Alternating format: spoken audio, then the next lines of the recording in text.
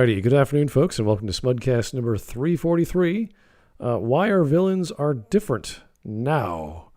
And then he references Thanos, the Joker, and Killmonger. This is the Wisecrack edition, therefore it's from Wisecrack, in case you haven't figured it out. And this is a video back in 2018. It's got 2.4 million views. This was the most voted on, so we're covering it. And I don't know why, but it's a nice palate cleanser compared to all the crazy stuff we've been doing. So maybe we should... Back to sanity. Yeah, maybe we should just sit back and, get a nice tea or something and just take a nap. I don't know. Like, this is pretty relaxing for me. I watched it. I was like, I have nothing to say. So maybe you guys might be more acute than I am in figuring out some of this guy's comments, but I saw nothing inherently wrong. Maybe a difference. Well, maybe I do think it's interesting to examine like the evolution of the villains in these movies. It depends. We'd have to We'd have to look at a character study. Especially after the woke culture started becoming a thing. Well, yeah, I mean, we could look at how villains were depicted, or just antagonists were depicted in cinema from the 40s and 50s, which genre and why and how. That takes some time. Mm-hmm. So in general, like a surface level overview is kind of, I don't think, very useful, but that's essentially he's just going over a series of films. And you're like, all right, yeah, this is how this guy was in this film. He's a little bit different in another character, another film. Like, that's great. That's fine. So there's nothing he's saying that's controversial. It's just sort of, this is what happens, this is what happens, this is what it's like now. And I thought, all right. It's not like the last video where he started lying about the Western films. Well, is that the same guy? Hawk got really upset by that. Was it Wisecrack? I can't remember. I don't think so. Yeah, it was why our heroes different. Oh. Or changed, or I don't know. Okay. Well, this video is from 3 years ago, so things that might have changed. Possibly. I'm not sure. But I like the guy. Jared is a good communicator. He knows his stuff, and he's easy to listen to. So he's not hard on the ears. And there's not those stupid jokes with memes or just random crap for the sake of comedy, which I appreciate. Oh, thank you. Like garbage that ages in minutes. Which has nothing to do with the actual topic, which is weird. So he talks at a normal speed, right? Relatively quick, but not too quick. Yeah, it's Jared. He's good to listen to. Anyway, let's see. 21 minutes. It will not take that long. Honestly, we're going to be so chilled out and going, yep, that's a movie. That's the character in the movie. That's what they do. And you're like, there's another movie. Like, yeah, you're right. And you just keep going. So let's see what's up with this video.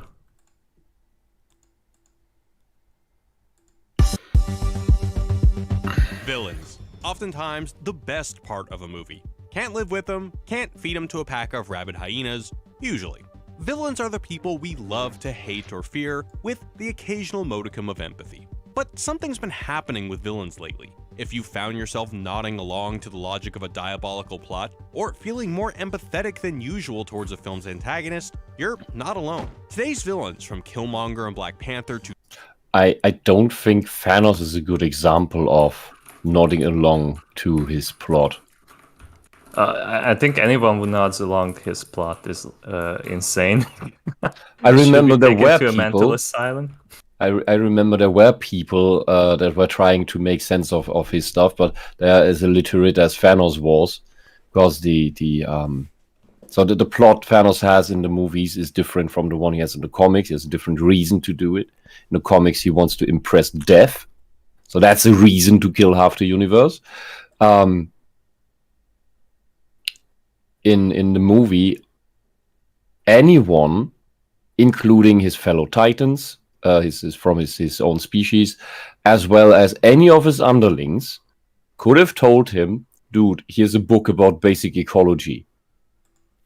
Or economics. Killing half of life doesn't work. No, not economics, just ecology. Well, it's weird because I don't understand. They reproduce again, you know? Right. But also, I don't Yes. understand the rules of the Infinity Stones. It's like, as people have always said, why doesn't he just double the resource? Yeah, but that is as useless a solution. Yes, It's always it's gotta that is be both wasted is both is eventually. postponing whatever problem he sees, and then he destroys the stones. Like that is the most Yeah, useless idea ever. Honestly, I never really liked how Thanos was in the MCU. I don't know what's I wrong did like with him. doing a psychopath in the comic books. I did like him as a character in the movies, as this misguided. I have to do this for everyone's sake, even if it means I have to bring so much horror upon everyone. It is better in the end for those who survive. Like that's a nice misguided thing, but Well, it's his, weird his 'cause plan in Endgame could have seems made to- a little more sense. I could have given him a little less stupid plan that is so that you know, we learned about this stuff in school in, I think, 8th grade biology. And that's why I'm pissed about Thanos' plot being just why'd you come up with that? Yeah, and the comic book was much more of a set piece where all these heroes from across the galaxy, including Earth, of course, are going to take their stab at trying to stop the guy. And they all screw up. They all fail. Because he is technically God. So that's fine. That's the whole... Yeah, we don't even have the godhood in that movie. Yeah, it's kind of... He's just a strong guy. I do remember bits and pieces of the comic because this was like the 80s or the 90s. I can't remember exactly when. But it was like, oh, this is really crazy because all these characters from all over the Marvel Universe are being thrown at this guy and nothing's working except for this one fellow. And because he's part of the Soul Stone and that's the main controller of all the other Infinity Gems. So that was like, okay, there's some backup system or some way to get around this godlike character. So interesting stuff. But the rest of it, I don't remember. I do remember a lot of villains. I do remember a lot of heroes getting melted. That was kind of cool. It was just interesting when you get to Endgame and he just wants to like rearrange. He just wants to reshape the universe in his vision. So he's just a psycho then. How he was in the comics. Okay. Yeah, it just ruined him. Screenslave readables 2 have become weirdly relatable, each equipped with their own cogent critiques of the world. People will trade quality for ease every time. Villainy is and always has been a reflection of the value systems and fears of the time.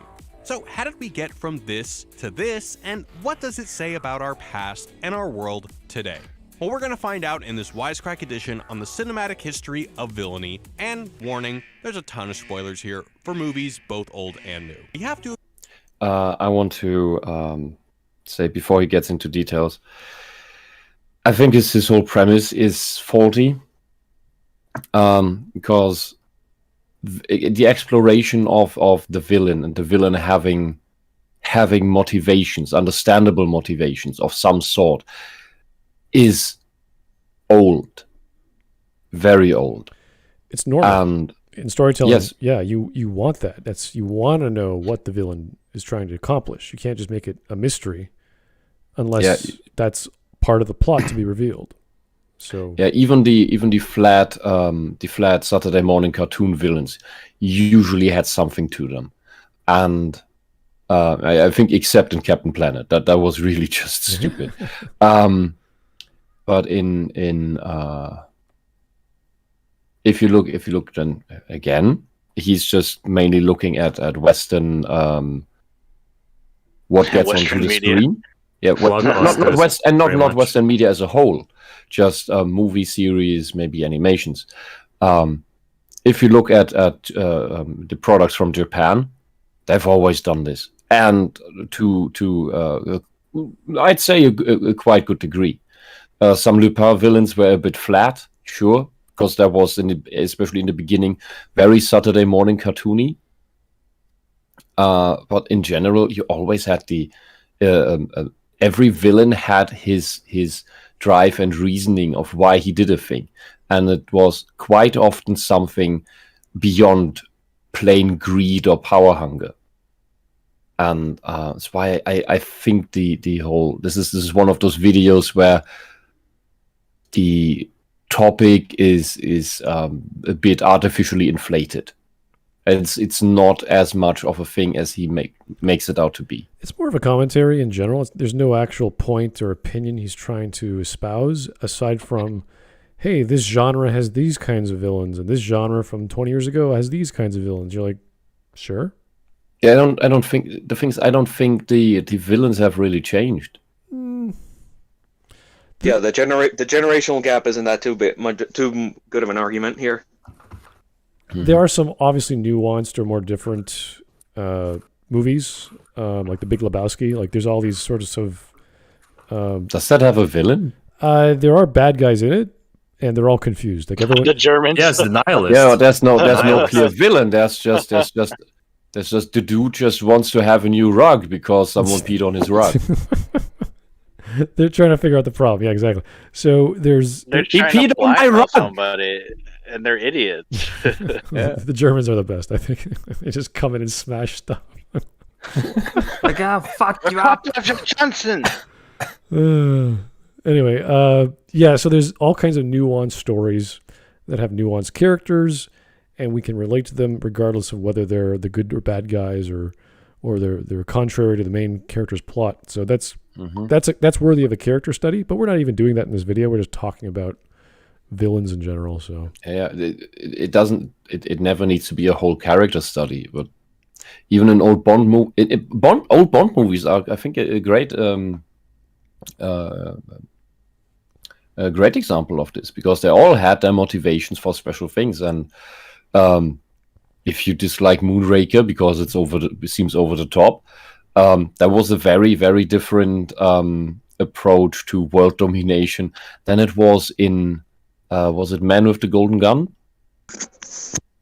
where the whole plot was, I built on my island an autonomous power plant that is a solar power plant, so I have free energy that I will save up and then redistribute onto the energy market, thereby destroy it and take it over with clean energy.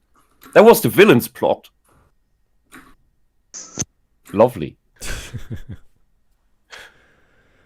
Well, basically, the villain was an environmentalist. Well, there's a few environmentalists in the Bond villain category. So, with other weirder, dumber plots that you're not sure why or how or why they're getting such joy out of doing this. It's just like you're gonna make some. Well, sometimes you when you're powerful, you need a hobby. You get bored. You always need something to pursue, and I think with some of these Bond villains, it's just, I have all this wealth. Well, let's build a secret moon base in Switzerland in the mountains. That's with kind rockets. of the premise of a lot of Saturday morning cartoon villains, at least in the West, where they're just, I'm a crazy rich person. I'm gonna do stuff. You're like, why? Why would you do that? Well, to be fair, like environmentalists are villains, even in real life. Like Xanatos from Gargoyles. Like, what the hell, man? Like, just chill out. You got a castle in New York, and you unearth this magical creatures. That's amazing. Yeah, because I heard of this curse that if this castle is above the clouds, then these gargoyles come back to life. Let's move the castle stone for stone onto my skyscraper. Yeah, from was it Ireland or Scotland all the way to New York? You're like, what? Why would you do that? Because I want to see if the curse is true in this non-magical world so far. Like, you imagine, like Jeff Bezos, I want a castle on top of the Amazon building in New York. It's like, why? Yeah, I can't believe that, because the guy's out of his mind. Well, he went up to the space today, so yeah. He's doing all this weird stuff, imitating what other people do, like he has a second midlife crisis or something. We don't know. It's okay. He's a chameleon. I don't know. Yeah. I don't know. Anyway. He just wants to deliver books. What? Elon Musk is doing space stuff? I am doing space stuff. Yeah. The Space Force. Okay. Yeah. Well, his Yeah, but Shouldn't companies his, start making series now. I am going to make Didn't movie his space series company now. go bankrupt? So he's when he's Bezos- like Justin Hammer from Iron Man 2. Ugh. Well, I will give him that. He does deliver way before on time, and that's without express shipping. So good on him. That is true. Yeah. Sometimes the books aren't even wet. All right. Indeed. Let's go. Explore multiple eras and see how film villains embody the spirit and anxieties of the times. Now, a quick disclaimer, none of these trends are absolute. Villains can break the mold or jump back into the past for inspiration, but what we're discussing here are noticeable trends among some of the most enduring films of each era. We're going to start our journey from the simple mustache-twirling villain to the complex philosophizing radical by looking at the 1950s and early 1960s, the height of the war that wasn't hot. In the post-World War II party in the suburbs era of American history, describing our world seemed pretty simple. We were the heroes who saved the world from the evil Nazis, and were now tasked with staving off the also evil USSR. You know, the problem with Hitler is that he couldn't even get a proper beard, a proper mustache that he could twirl. Didn't you see how he looked like in World War One? He had like a beard. Why would he have a beard in World War One? I thought if this he is a got a gas mask fade- beard. He would look more threatening. Yeah, because this is a beard that you usually have to be able to wear while you have a gas mask without it interfering. Mm-hmm. And I then don't have seen pictures of him in World War One where he has more of a beard. Sorry. Oh, you can You know look what, it up now, the if it's mustache- not banned in Germany. Well, I don't think it's banned. You just get punches very quickly. What do I want to say? I think once in a while having a mustache twirling villain is actually quite a good thing, because it's from the point of the mustache twirling villain is the one that enjoys what he's doing. These guys usually have some sort of glee in them and some sort of style to them. Like Emperor Palpatine. And he has no mustache. But yeah, Palpatine, you could put him like that. Yeah, maybe you're not wrong. Yeah, it's the eccentric villain that. Yeah. Well, I think that shouldn't be abandoned. Well, if you look at characters from even in Germany, there's Bismarck. He had a really big. He's not a villain. Did I say villain? I meant leader. Sorry. He has a fantastically bushy mustache like that. I don't know if you could twirl that, but it's definitely pretty big. So it's up there in terms of. Well, that's not one to twirl, but you can rummage through it. You could pat it. You could put your fingers through it. Yeah, that's a heavy duty. I think he got a beard later in life, perhaps, but he had facial hair. So you want these men to be men. You want them to be strong and stately and command respect and dignity. So when they do something like militaristic, it's like, oh, these guys in war. Don't mess with these guys. They know what they're doing. It's part of a symbol of manhood, although maybe not a symbol of business. So I don't know if that's the traditional look nowadays. Traditional, maybe 100 years ago, maybe 150 years ago. Mm-hmm. But business-wise, I wouldn't. Okay, maybe the metrosexual look, a men in a suit. Oh, God. There's lots of men with beards these days. Wait, what did you just say? Metrosexual? Yeah, there's the weird sort of. Metrosexual is just try to look gay. I think. Yeah, I don't know. It's disgusting. It's one I way. didn't know a new Only two sexual term genders. got invented. It's hard to grasp. But yeah, beards are the thing the past 10, 12 years rather. So Oh, they keep coming back. yeah. Which is fine. Then it's the clean shaven once Bad. again, then it's beards again, then it's clean shaven again. Very much like the length of Bad. ladies' Generational dresses back in the 60s and 70s and 80s. It's always different. So Anyway, here's Jake the Surgeon. Hey, Jake, how you doing? Thank you for the 10. I am the big tired. I will curl up in the middle of my harem of anime girls and sleep until I'm summoned by the patriarchal lord to put women in their place. Oh no! Then have nice dreams, Jake. That's interesting that you need to be someone to be somewhere else, despite being surrounded by your harem of anime girls. I guess they're already properly put in their place. You have to go spread the knowledge of patriarchy to other people. I don't know. Right, Eagle. Okay. The harem patriarchy. Yeah. Well, however that works, Jake, you go forth, my friend. Otaku Sage, hey, Pain from Naruto is one of my favorite villains. Alrighty, his actions were but his reasoning for why he's doing it are understandable. Rip pervy Sage. Pain was definitely more than just your average villain in Naruto, at least. But most of the villains in Naruto were pretty clear, like why they were doing what they were doing, and even. Who was that villain that became a hero? The snake dude, one of the 3 sages. Wait, in what? In Naruto. Is that in Shippuden? Yes. Okay, I haven't barely seen anything Shippuden. about it. The snake villain dude. Orochimaru. Orochimaru. There you go. He becomes a hero, right? Spoilers. Not that I recall. Does he become slightly helpful at least? Does he help Sasuke out at all? No? Okay. Maybe I'm remembering it incorrectly. That's fine. Yeah. Regarding the video here, I'm not sure if we should take in political propaganda, war or not, into account for this. Well, he's going to explain himself. That's fine. Oh no, we have one more donation, then we can keep going. Francis Bordacopola, few pleasures are greater than watching a Smudcast after a long night of springtime full speed at women at night and calling furry slurs in Discord. Okay. Oh, well, sounds like a wonderful day. What are you drinking? Everyone has their own pastime, so I mean, I had a Chimay. No, I haven't had a Chimay in such a long time.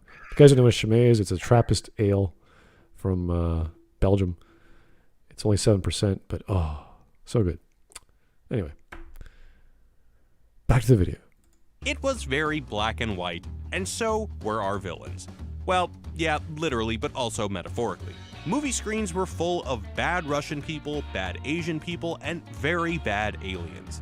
What do all these naughty dudes have in common? They're the other, an inherent, inexplicable evil that's stoked on destroying America and our apple pie values. Sometimes that other took the form of an amorphous red fur commie blob, or the creature from the Black Lagoon. Other times, the other was an alien I think you're overinterpreting here. to look exactly like you, as in the Invasion of the Body Snatchers, which some critics say represented the fear of communist brainwashing and infiltration. And you're reborn into an untroubled world, where everyone's the same. Exactly. What a world. Also in the 50s, the that is legitimate criticism, because communism killed quite a lot of people already, does again, and it keeps on trying. And we currently see that in Africa. Yep. We see that in Africa. We see that in China to this very day. And it's going on right now. Yeah, you could argue that parts of Russia are still like that. Definitely parts of China are still like that. So it's... Yeah, Venezuela is still not doing all too well, I hear. Yeah, it's just take socialism and turn it into a totalitarian state. Like that's... But no, so socialism turns into a totalitarian state. That's its purpose, or that's its inevitable destiny. Right. It has to. That's where this whole slogan of the private is political leads to, because it inevitably leads to a totalitarian state. Because when the private is political, that means everything is political. That means everything has been politicized, and what has been politicized can be regulated, or even has to be regulated. And what is the most private thing after your bedroom? That's your thoughts. And as we've already seen, they try to control that as well. Language. That's how they get in there. Anyway. Yeah. Here is Jake the Surgeon. Hey, Jake, thanks for the 5. Lord Zed is the definition of mustache-twirling evil, but he's entertaining and effective. Well, there you go. That's why you love the guy. He has style. And he's efficient. All right. The movie industry went way back to basics, producing a number of biblical sagas with running times of 4 hours or more. These expensive epics proved massively popular, with Who's the 3 villain ranking here? in the top 10 highest-grossing films God. of the decade. Partially because In the Moses Smith? Isn't it the Pharaoh? The Pharaoh, yeah. Yeah. Oh, they had black people as slaves. Oh my God. I don't think that's historically accurate, but then it seems that the whole Jewish story of the Jews being enslaved by the Pharaoh is not historically accurate either. Right. It's in many cases the Old Testament is more of a political book to slander the others wherever the people lived. As in, for example, in Babylon. Babylon was very liberal, you could say, in the sense of the word. It had religious freedom. It had so many festivities going on that, of course, then in the Old Testament is displayed as it's all degeneracy and all these people with their different languages. It's not that God made the people speak different languages. It's that Babylon was a hub. It was a trade hub. So you get people from everywhere there. So everyone talks different languages, and that is then reflected in the Jewish version of this, in the Jewish perspective, as well. This is a godless place because our God is not in charge, and it's all horrible because it's not our rules that are employed. That's basically that, and then it turned into a nice story. But you can draw nice allegories from that story after all, although it's probably just political propaganda that became mythology. perfectly embodied Cold War propaganda, which depicted a face-off between God-fearing Americans Well. and the godless communists. Ben-Hur showed an They are. aristocratic Jew being persecuted by an evil Roman commander, while Quo Vadis pits new Christian converts against the evil Emperor Nero and his Roman Empire. The world is mine, and mine to end. And the Ten Commandments depicts good old Moses staring down the Egyptian Emperor Ramses. These films all portrayed the noble Judeo-Christian taking on a cruel, powerful despot of a non-monotheistic religion. These villains were representative of larger groups of bad people who wanted to cancel baseball Tupperware parties. Rain has not only been washed, as they say, it has been dry cleaned. Even when villains weren't explicitly foreign or pagan, they were just anti-American communist double agents as seen in a flurry of Cold War propaganda films. He makes it sound as if all these things are wrong and bad. I think he's just describing the scenes and the movies themselves. It comes across to me as if he has a connotation in here. That is, he sounds dismissive in the sense of this is all stupid. Well, I'm not going to give him the benefit of the doubt because he's not saying anything wrong. He equated the blob with communism. I don't know where that came from, but that is not that you said there's not really jokes in here. So that's if that was a joke, it didn't land. All right, okay. It's not his humor is not dry enough to come across as such. I just sort of let that go because it's not a big deal to me.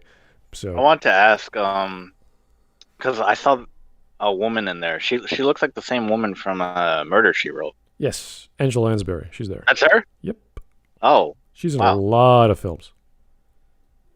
Oh, was she? Oh, okay. Oh, yeah. Fantastic actress. Anyway, Francis Ford Coppola. I like how the guy brushes over how in the 30s and 40s, communist sympathizers in Hollywood, producers, directors, writers, actors, inserted overt communist propaganda into their films that everyone saw through.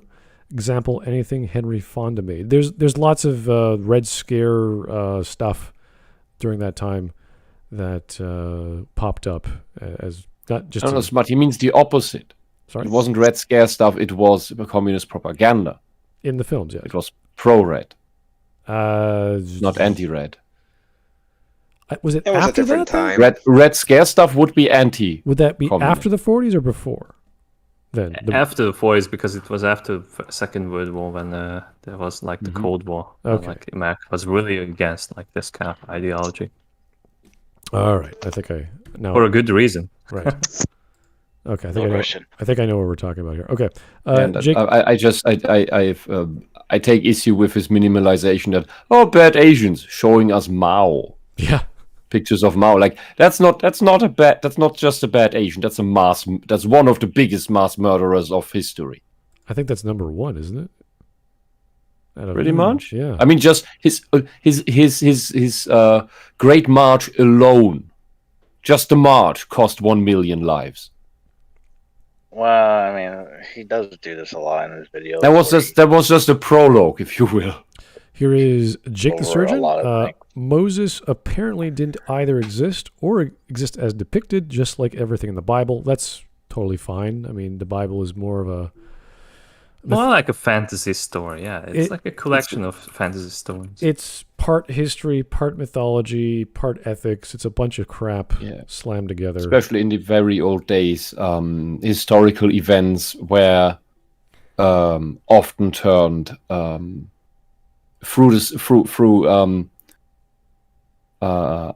orally transmitting them were often turned into myths over time. Thereby became legends. So it could be that there was a King Gilgamesh. It's probably he might have even done some heroic deeds, but it was probably a bit different as the epic as the Enuma Elish depicts. Yeah, I think so. Same with Marduk. Yeah.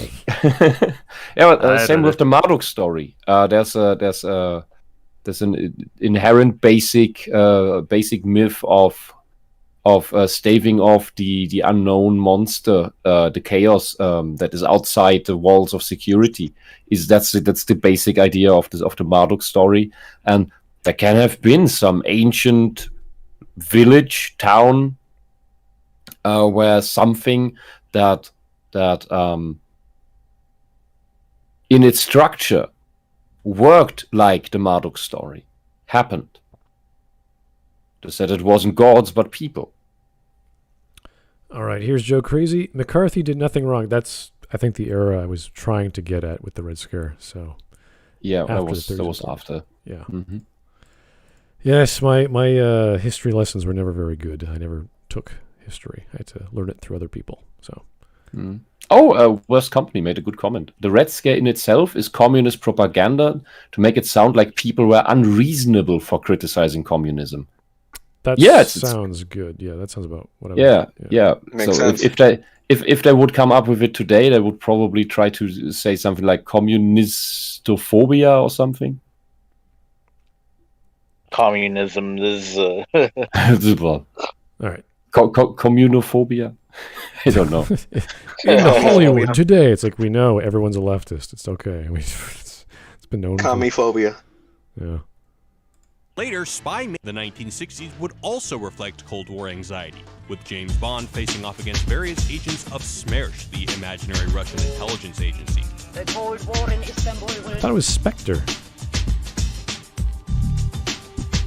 trying to remember my Bond. Spectre? Wasn't Smash the one in Evil Genius? I don't remember. I don't either. But yeah, Spectre was a Bond villain organization. I don't know if there was another. There probably was. I just don't remember this. So many Bond films. Anyway. Yeah, but the old ones are if you ever watch the first Bond movies, I once did a marathon many years ago. Doctor No.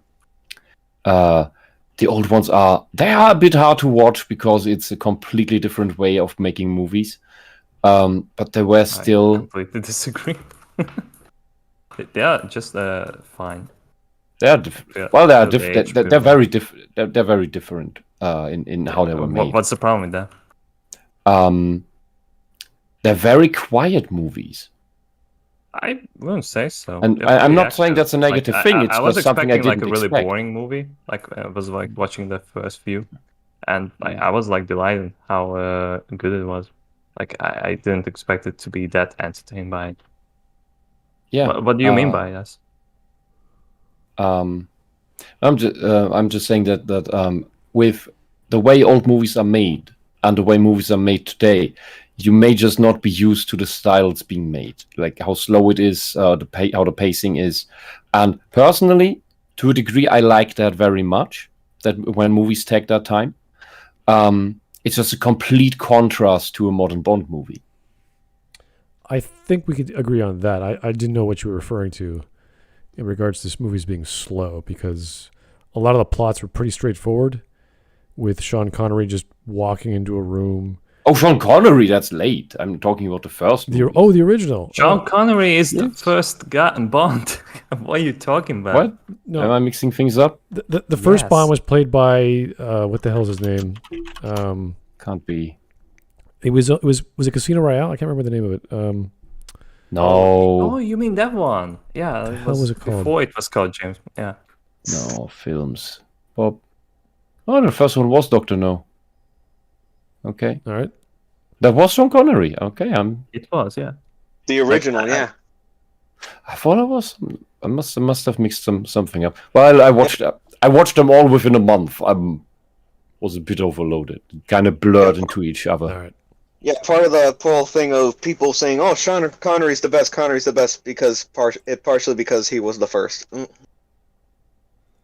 All right, here is Reno. Who the heck does he expect the villain to be in a story about Moses or any other film where the source material is Judeo-Christian texts? Okay, I guess. They could have had a god. They could have had the devil. They could have had all sorts of villains. So. Yeah, that's not a movie's fault. They could have done Thanos. Thanos in the Ten Commandments. We'll probably if you we'll made get to that later. Yeah, if you made movies about Greek mythology, who would be the villains? The Romans. All gods. The gods, yeah. All gods. Maybe with the exception of what was it? The Firebringer. Who gets eaten? Yeah, Prometheus. Yes, he might be the only good guy. All right. That doesn't stop. That doesn't So stop. you're Kratos from basically killing talking about God of War. Well, no. Well, even then, that doesn't stop Kratos from killing him in 2. Or letting him die, I think. Why would you do it? He's the reason we have fire. No, I mean, I don't think Kratos did barely a thing. He just let him hang. All right, here is. Well, it's in that case, it's rather a release from suffering. You could He say let him hang. He let him hang over the very fire he brought to humanity. That's irony. That's not just irony. That's just mean. Here is Alex Halo. That's not Nero. Hello. She is a blonde, big, breastfed girl. What? Yeah, I don't get it either. What are you talking about? It's a Fate reference. Well, I know it's a Fate reference, but how we where is Nero in any of these? Like, it was mentioned. Nero was just mentioned a in while one ago. of those. Oh. Also, an added detail about Prometheus in God of War 2, he wanted to die because he was cursed with immortality. Right. So it was a win-win anyway. Well, I'm sorry I hadn't played God of War 2. I played 1 and then later on I tried 2 and the controls felt like all wishy-washy. Felt like I was swimming through the game. The controls are pretty much exactly the same before the reboot for every game. The controls may be the same, but it felt like I was swimming through the game. I don't know why. Maybe I don't know. It didn't. It was just like minimal effort to beat the game. That's kind of the It point. felt to me as if the animations weren't connecting. I can kind of see where you're coming from with that. All right, that's fine. It's fine. It's a platforming game. It's fine. Anyway, 4 minutes in, we are doing very well. So. Not remain very much longer. What all these movies had in common was an us versus them mentality, with no good commies portrayed as pure and simply evil. Good commies? Foreign / communist / No good commies. I mean, there are no good commies. They're all bad. Did he say good commies, or No. did that frame get eaten by Let's my try again. connection? An us versus them mentality, with no good commies portrayed Okay. as pure and simply evil. One-dimensional foreign But still evil. communist alien blob villains. There are no took a good backseat commies. in the late 60s and 70s. Oh, that's what he saw said. A definitive shift in the portrayal of villains. It was fitting for a time of major social turbulence and soul-searching, as the civil rights movement in Vietnam made visible some of the not-so-perfect aspects of America, like racism and war. This period also saw a startling drop in public trust of government, a phenomenon that changed movie villains dramatically as outrage over the war met outrage about Nixon's tapes. Notably, 1970s movies shined a light on the corrupt social systems that Americans were increasingly disillusioned with. Evil politicians and public officials loomed large. Popular political thriller All the President's Men brought the Watergate scandal to the big screen in 1976. Fictional accounts also touched on institutional corruption, like in Steven Spielberg. Okay, but you're talking about villains in movies. This is a quasi-historical piece. I don't think it's right somehow to equate it affects to. the movies. I mean, you can depict historical figures as villains, yes, but I'd rather talk about fictional movies here, not historical reenactment Well, movies he of seems to similar be things. thinking. He seems to be thinking that like this is the mindset of like the filmmakers or writers for whenever they make these movies and what villains they use, I guess, for whichever story that they're going to go with. Is that what he's trying to say, or I guess is it's kind of like the media affects fiction or fiction affects media? Well, there's nothing wrong with doing a spy thriller, which is an exaggeration of political world spy espionage, I guess, whatever that world is. Because we don't know. No one knows the real world of espionage and intelligence. Yeah, intelligence gathering, all that junk.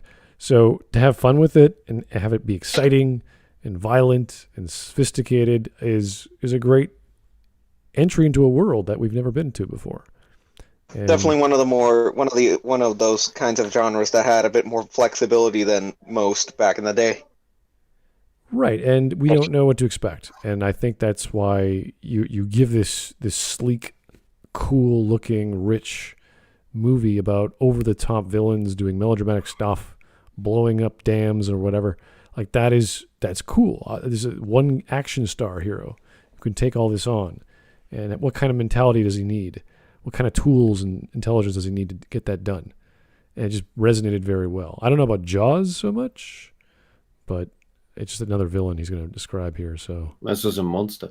It's funny that he mentioned Watergate again. I understand with the Watergate thing that this opens up politicians as villains much more, because it's this big corruption scandal that has been exposed. But that is something that you can do all throughout history. This was just another level, because we have another level of state building than we had centuries or millennia prior, with maybe the exception of China. That was a pretty and Rome, which were pretty big things. But other than that, I don't know. He uses when he uses the mythological basis and the historical basis as this is villains in movies. Like, no. When you want to talk about villains in movies, I'd rather have you bring up all the fictional stuff. Bring up Metropolis if you want. This is one of the earliest movies to note. Jaws, which depicts a crooked mayor who cares more about tourism revenue than keeping people from becoming shark bait. For Christ's sake, tomorrow's the 4th of July, and we will be open for business. It's going to be one of the best summers we've ever had. Further depictions of the evil and mighty came in Chinatown, in which the sinister billionaire rejects audiences' judgments of him by claiming that his evil acts were brought about by his environment. People never have to face the fact right time, right place, they're capable of anything. The suggestion is that circumstances of power make the villain rather than any innate nature. Yeah, that's what communists think.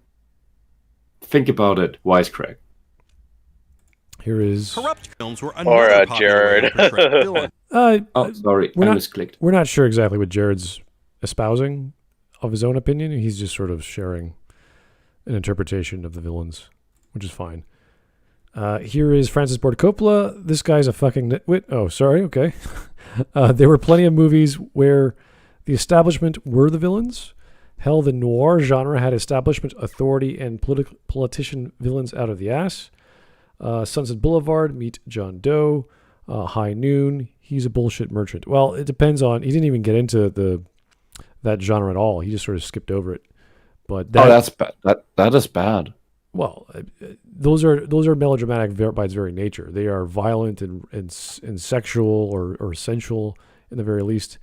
And yeah, but wouldn't that then be a mainly important point for his little series here? I think you could argue everyone in a noir is an opportunist in some capacity because the hero is not pure-hearted. They're an anti-hero. They're doing things with a moral code, but everything else is their own reality of this is right and this is wrong. So they may come across as the detective doing the right thing, but they will kill people if you get in their way. Or if they think you're doing... Yeah, but the detective is still looking for the culprit. Yeah, it's and that's why I'm then surprised that Jared here is not going to bring up that genre. It's as you say. It's a dirty style of scenario because these are criminals. These are people doing bad things like stealing and killing and spying on wives and husbands. So by its very nature, it has to be a little dirty, and that's why it's so appealing because you get to see this world that you're not. Oh, people do spy on their spouses. What do you know? I had no idea. And this is way back in the 40s. That wasn't my question. Well, why he's not covering it? Because there's too many films. Honestly, he's going over it with the most popular stuff. And, and he's using these comic book villains as an example or something. I suppose. I don't think The Maltese Falcon was that big a hit. I'm sure it was popular because it was the most well-known noir film out there. But like Humphrey Bogart stuff should be well known in general, but he's just going by whatever his denomination of popularity is, and who knows what that involves. Yeah. If you got millions of subscribers, do some research. Okay. His environment. People never have to face the fact that at the right time and the right place, they're capable of anything. The suggestion is that circumstances of power make the villain rather than any innate nature. Corrupt cop films were another popular way of portraying the power struggles taking place. Serpico, based on a true story, depicts a world in which police corruption is an assumed fact. You fire without looking? You fire without a warning, without a fucking brain in your head? In this world, bribes and brutality are the coffee and donuts of police work. So much so that Al Pacino's Serpico is distrusted because he's not willing to accept bribes. Let's face it, who can trust a cop who don't take money? Corrupt cops were mainstays on the big screen, popping up in The Godfather, White Lightning, The French Connection, and The Conversation, to name a few. Institutions, it seems, had lost their presumption of goodwill, and as a result, we started seeing villains who embody the very broken systems people were angry about. Take Nurse Ratched from One Flew Over the Cuckoo's Nest, who turned a benevolent profession into one that turns vivid individuals into drugged-up dependent ghosts. That's just a depiction of reality. Sorry, boy. That's exactly how it goes in many of these mental hospitals, to this very day. Yeah. Nurse Ratched didn't turn it into that. This system is corrupt, decrepit, and incompetent, and it doesn't give a shit. People are just bed warmers that are milked to these people. I've seen it personally, and not just in one place. Yeah, this is like every psych ward in every hospital. It's not depressing per se. Some of them are okay, but it's not the greatest place to live. No, the problem is not the patients who are really beyond hope, beyond help. The problem is that they do this to people they could help, relatively easily even, but they don't. They don't bother. And the staff is highly incompetent. Like, they take like 400 euro idiots from the street and put them into units with people with severe depression who are suicidal, or just put into their psychosomatic wards people with nerve damage, borderliners, and bulimics who have no place there. Like, it's just they don't give a shit. They just fill up beds. Yeah. This whole profession is corrupt and broken. I've had a head doctor in one place where I wanted to go for trauma therapy, and it turned out the head doctor didn't even have a doctorate, didn't have a PhD. Oh my god! But she had her mountain crystals on her windowsill, energizing themselves next to a Buddha statue with a Christian calendar on the wall. Some I don't know the English word. The noise bowls thingies in the room, and she was a rabid man-hating feminist. Congratulations. Oh yeah, that's gonna get worse still. Yeah. And I repeat, head doctor of the trauma unit, two trauma units, the women's ward and the mixed ward. And she did not even have the moniker doctor in front of her name. Let that sink in. That is this profession. She's a woman. She's an esoteric, ideological monster. The whole interview was pure gaslighting.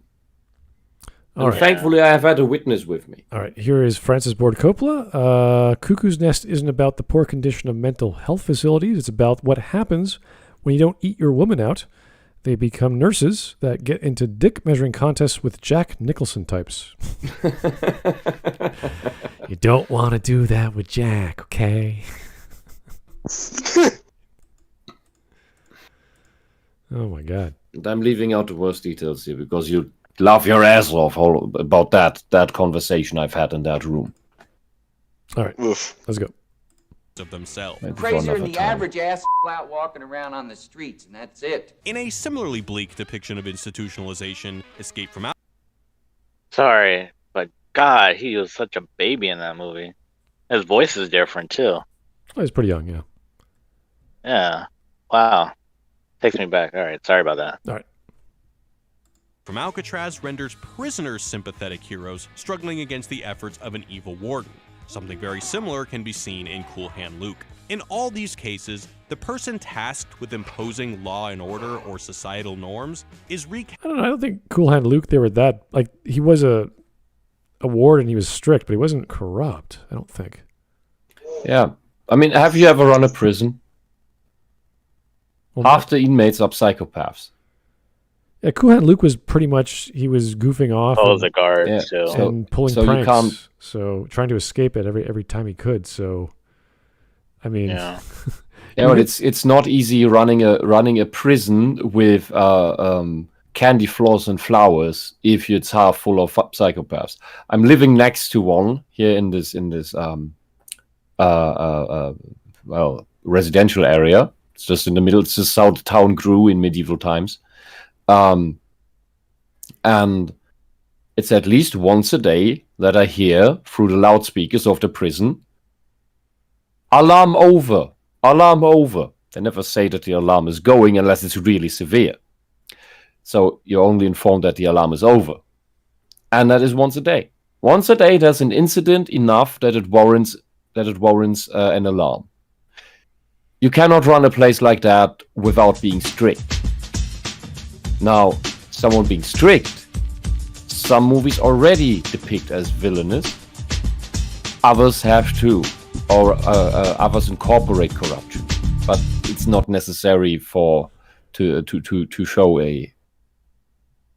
The warden in Shawshank Redemption, was he corrupt, or was he just very strict?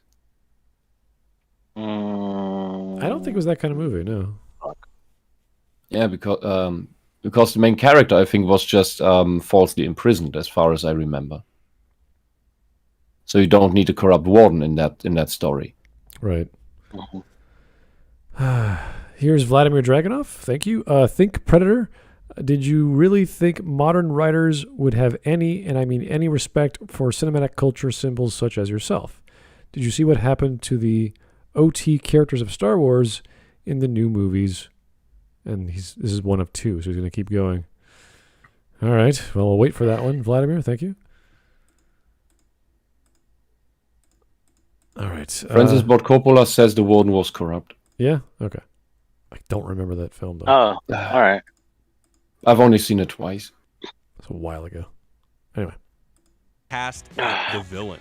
The 1970s further muddied the waters by blurring the line between hero and villain until the distinctions became all but meaningless. These characters are depicted as conflicted, heavily flawed protagonists with questionable, even hideous morals. In Martin Scorsese's 1976 film Taxi Driver, Travis Bickle is one such heroic villain, or villainous hero depending on your perspective. He swings on the pendulum of violently bad to violently good-ish as he goes from plotting to gun down a presidential candidate to plotting to rescue a 12-year-old prostitute. In the previous year's Dog Day Afternoon, novice crook and hero-slash-villain Sonny Wartzik botches a bank robbery and spontaneously takes all the workers hostage. However, we soon learn the reason for Sonny's dalliance with crime. He needed the money to help his wife Leon get sexual reassignment surgery. Right away, Sonny wanted to get me money for the sex change operation, but where was he going to get it? We find out that Sonny is a quality dude who pays his parents He said rent he. and doesn't typically go around holding up banks. Not your villain of the past. Meanwhile, one particularly popular series, Star Wars, stands out as markedly simplistic in this era of more complex villains. It might seem to counter our theory, as it presents a pretty basic black and white paradigm of good versus evil, even if it goes against the grain later on with Ewoks reminiscent of the Viet Cong. No. The Viet Cong.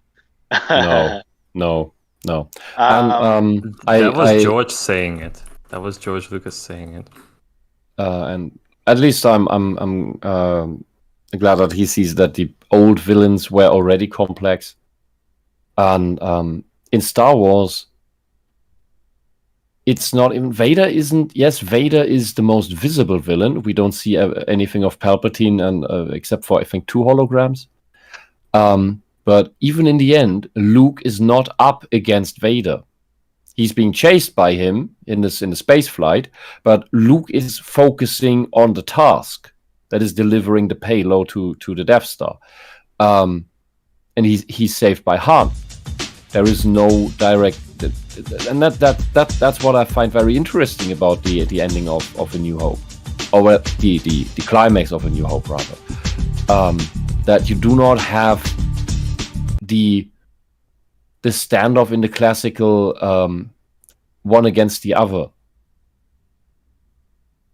I don't know how to better phrase this right now. I'm sorry. Lucas, I if I recall correctly, Lucas was playing that this is going to be only one movie, Star Wars. He probably had ideas to how to continue it, but he pretty much filmed it in a way that it was just a standalone movie. The fact what happened in the sequel that Vader is actually related to Luke. Yeah, that's an afterthought, of course. Right. But the idea was to make the film, and that was it. He could have done more if he was given the option, but the sequel was actually a book in 1970. Yes, 9. It was late 70s, called Splinter the Mind's Eye, and that is the actual sequel to Star Wars, not the whole thing with the movies. Empire Strikes Back. Exactly. Yeah. So he had this figured out already, but because he wanted to do different things, he wasn't expecting to jump into the second film. Yeah, he had so little faith that New Hope will the first Star Wars movie would be successful. Right. In fact, he bet the shares of that movie to some of the actors and even Steven Spielberg. They made a bet that it's a New Hope or the third encounter with the was his kind. Did he just I not can't have remember the title, but that either one is gonna be a win, and Spielberg won. Star Wars pretty much created the blockbuster genre. Yeah. Was the did Lucas just have very low self-esteem, or was he just very humble? No, like there were like so many things going on wrong about that project. Like he had like barely any money left, and like they were like so hard on him. Like They even had he to rush some things, didn't they? Yes, they had to rush so many things, and like he came to the studio like daily to like make new cuts, and eventually his wife at the time saved like the final sequence, because like there's like a really good video about like this, but like basically like the wife saved like how the pacing is gonna be done in the final sequence of the movie, because in the original cut, like what Lucas had, the rebels didn't have like any urgency to like destroy the Death Star, because the Death Star didn't give a shit about them. If they would just like decide to like go after the Death Star and blow it up, because why not?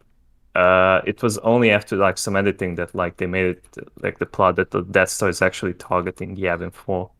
And even like the sequence that like led like the action, that was all like clever editing, and like special effects as well. Like that was just like things that like they just got there on the spot. So like they didn't have like those things planned out.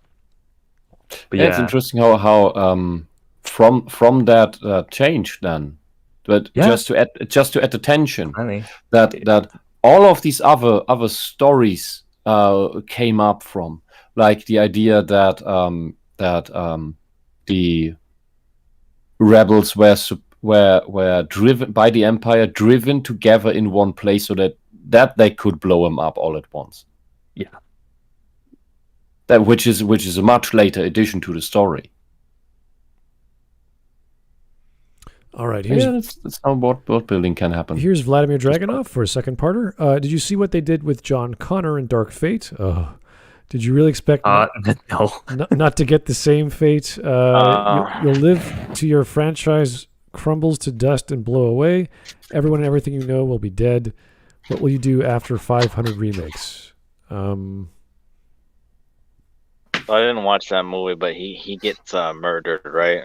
Yeah, that's the beginning of the movie. I think they replay the original mental hospital scene with Sarah Connor from Terminator 2. And then it begins a sequence where Sarah Connor and the boy is at the beach. Yeah. And suddenly the Terminator shows up and uses a shotgun to kill John Connor as a kid. And it pretty much plays, I think, like a month or two after the events of Terminator 2. So I still haven't watched it. I was traumatized by the previous film, and I think don't. And eventually they don't go anywhere. They just make the new John Connor becomes like a really, really short Hispanic woman. Woman. Great. What not just Hollywood, but what's happening everywhere is even makes me not even want to make anything of my own, because I'm seeing like how these ideologues just rip everything apart and shit all over it and turning it into a zombie agent of themselves. Yeah, there's like no right hero now, or villains. Yeah. It's worse than that. Right now, they've taken over the Tolkien Society, and they're now ripping apart Lord of the Rings. Oh yeah. Oh god. And I've seen the same kind of bullshit papers over 5 years ago start to tear apart a hacker scene and take that over. Like that was always a bit left leaning, but not to this extent, not this insane. I don't know. Like I feel like every time like there's like such extremes being done, there's always gonna be like a counterculture, and like that's like pretty much what I see. That takes decades. Like so many people are going indie because like they just don't want the mainstream to like even like touch the ideas, because they are initially rejected and they only want that may be true on a meta level. It's too late. Yeah, that may be true on a meta level, but for one, that takes decades. Secondly, you lose so many amazing people to this brainwashing cult bullshit, because they themselves can't deal with the fact that they would have to abandon some crazy people that turned out to be monsters wearing masks. That is a very lonely world. All right, let's keep going. I wanted to ask real quick. Sorry. Sure. So I have the subtitles on. Is it is it coming up as like it seems like what he's saying is actually different than what the subtitles are actually showing? Yes, the script is delayed. I don't know why, but it's like a 2-minute delay. Yeah, it's really long. I'm like, what is happening? I just realized as I turned it off when we were playing, it made no difference. So something's up with the because he said Walter White, and I was like, where? I was like, where in the video are we? But Walter White is like one of the Ewoks. Yes. Yeah. Well, I say, we gotta cook. All right. Yeah, I can turn it off. Anyway, it's probably not helpful. Thanks. No. It's not No, helpful. I turned it on. I'll just turn it off. Okay. The 1980s backpedaled hard on the anti-villain by reveling in more cartoonish villains who directly embodied the biggest threats of the time. Effectively, it ushered back in an Oh, sorry, I failed to hit. I failed to hit the bloody button today. All right, let's watch it all over again. No, just kidding. So where were we? Can someone explain to me the difference between anti-hero and anti-villain, and which is what here? When we refer to an anti-hero, we're talking about a character who is usually the protagonist of a story, but they're not your typical hero. So they will do things that are not always virtuous. They could have gray morality. Punisher. Like Punisher, like Batman, like all these Hello, other... the Hedgehog. Sure. I don't know.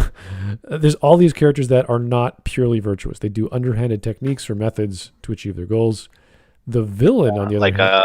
House. I was watching some House, and he's kind of like a little bit of that anti-hero character. You mean like the Sherlock prototype? Like that sort of concept? Where... Yeah, I get. Right, because he's the way he has to figure out the diagnosis for each of his patients is what is it? I guess it's not the most morally normal. Yeah, no, he hurts his patients because he tries a treatment that doesn't work and it ends up getting him sicker or on the verge of death. It's like, whoa, holy jeez. Well, sometimes he wants them to get worse so that he can zero on in a conclusion. Yes, he's eliminating possibilities the way that Sherlock would, but it's like directly experimenting on people, so it's probably not the best. Yeah. I'm trying to think of... Yeah, but... What? Yeah, what is then the anti-villain? Because Jared here said anti-villain. Yeah, it's kind of the opposite of an anti-hero. It's like a character with like heroic elements or a plot. So I want to do something good, or they have virtues which are publicly good, but they end up becoming the bad guy. So take what's his name, Ozymandias from Watchmen. From Watchmen, yeah, like he would be an example of an anti-villain because he ultimately wants to do something good, and he publicly he's good, but in reality he's doing something bad to the people that actually know better. And isn't he still an anti-hero? People to save $1 million. Sorry, I failed to see the difference. It's as if both concepts describe the same kind of character. Well, the problem with that example is that there's so many characters and they have very unique personalities and plots. So, like, you'll get Rorschach. He is like purely an anti-hero because he is doing things in a very violent manner, but he believes in truth and justice and this and that. Whereas Ozymandias, they would never. Yeah, but they would never take an innocent life. And then Ozymandias would take that that innocent life. Yeah, so he is technically the villain of the story, but in the public eye of everyone else in the story, he's a good guy. He's done nothing wrong. No one knows what he's done except for the heroes of the story. So that's how I would describe him as an anti-hero. That he comes across, that people see him as a hero, but he's doing horrible things to achieve something that he thinks is good. Yeah, it's kind of like... Which would be the same for Thanos. Yeah, it's kind of like a overzealous religious knight, like a paladin, and they're like, oh, we must cleanse the world of evil, and you are littering, I must kill you. Like, that would be an anti-villain. It's like, whoa, that's too far. Like, you're going way too far with your ideals. That's funny, because I think there was a time when Punisher was doing that sort of thing. About the term anti-villain, I can't even wrap my head around. Yeah, so it's just think of the anti-hero, just reverse it, and that's the idea.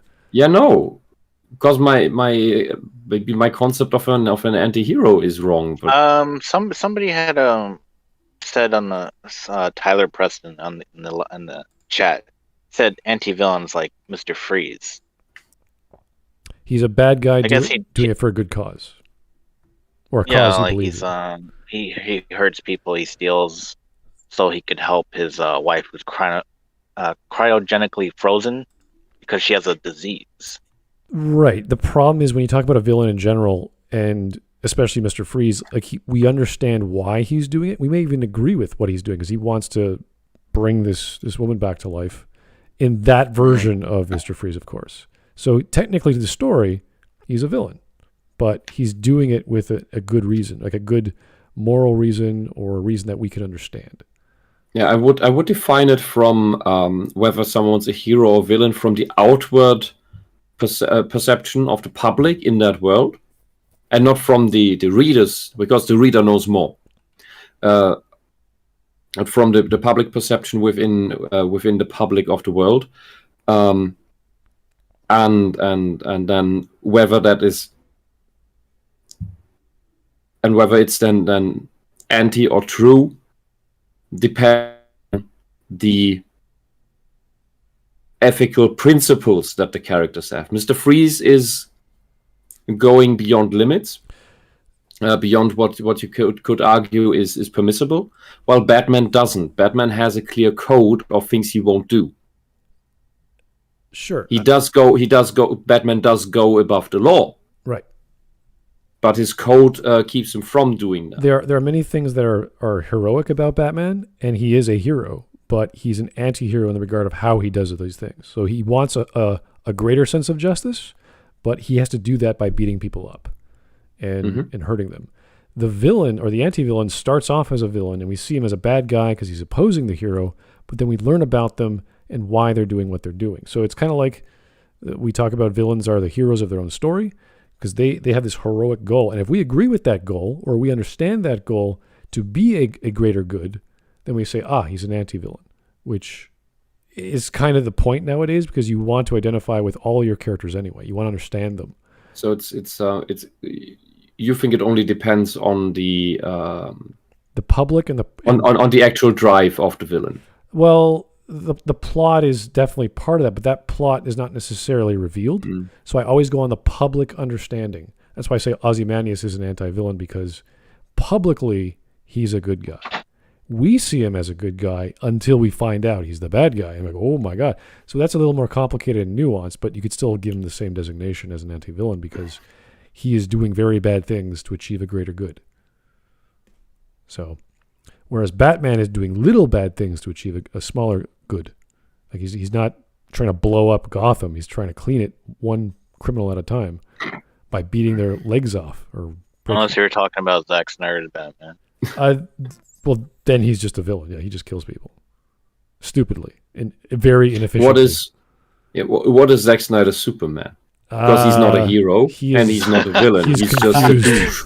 He's just confused. That's all. That's because that's neither. That's just a douche. He's a guy. I won't even say Superman. It's like, what's up with Jonathan? Oh, God. Should you save the kids in the bus? Let them die or something? Yeah, thanks. Maybe. Thanks, Jonathan. I'd say his dad's a villain in that version. Zod. Zod. I could even declare to be an anti-villain. Maybe he is. He's delusional. He's delusional, but he wants to rebuild his home. He's a genocider. By destroying another planet, yeah. No. He's not actively genocidal. He just accepts the death of the whole population of the planet. He accepts the death. Okay. Yeah. He will. He accepts sacrificing all of you, in order to rebuild his planet. It's like I have the Shrek scene in my head right now. What a humongous burden on him. It's a sacrifice he's willing to make. All right. Yeah, but that's just. But essentially, his drive is just that he wants to rebuild his home planet. Oh yeah, but the way he gets he there, could do that anywhere else, but like Mars or the moon. Then we, yeah, but then we wouldn't have. Then we wouldn't have the conflict. Yeah, he has the thing inside his blood or whatever. Yeah, this is the good. This is the interesting thing. As you brought up before with the first Star Wars movie, that they didn't have the element of tension in the beginning, and Lucas's wife added it, so the movie made sense. And in Zack Snyder's Superman, it's just so ham-fisted and nonsensical that it would have been better to just leave all the crap, the sky laser bullshit out. Yeah, but like Zack Snyder is the kind of director that like he did stuff because it looks cool. Like you just like listen to this whole generation director's commentary for any of his movies, and like he talks about like, oh, this looked cool, also this looked really cool. Like he doesn't like really like tackle too much about like the writing and like how and why he did it, and he's just even brags about like the facts that like I think like superheroes should be just as edgy as this. So he's like a lost cause pretty much. It's the kind of guy. The Lucas era of like those. Sorry, but like Lucas era, like when he made the movie, they tried to like give the fucking best, and like they ran out of money literally. I feel like at one point, and I believe so. So like pretty much like they gave the maximum they could do.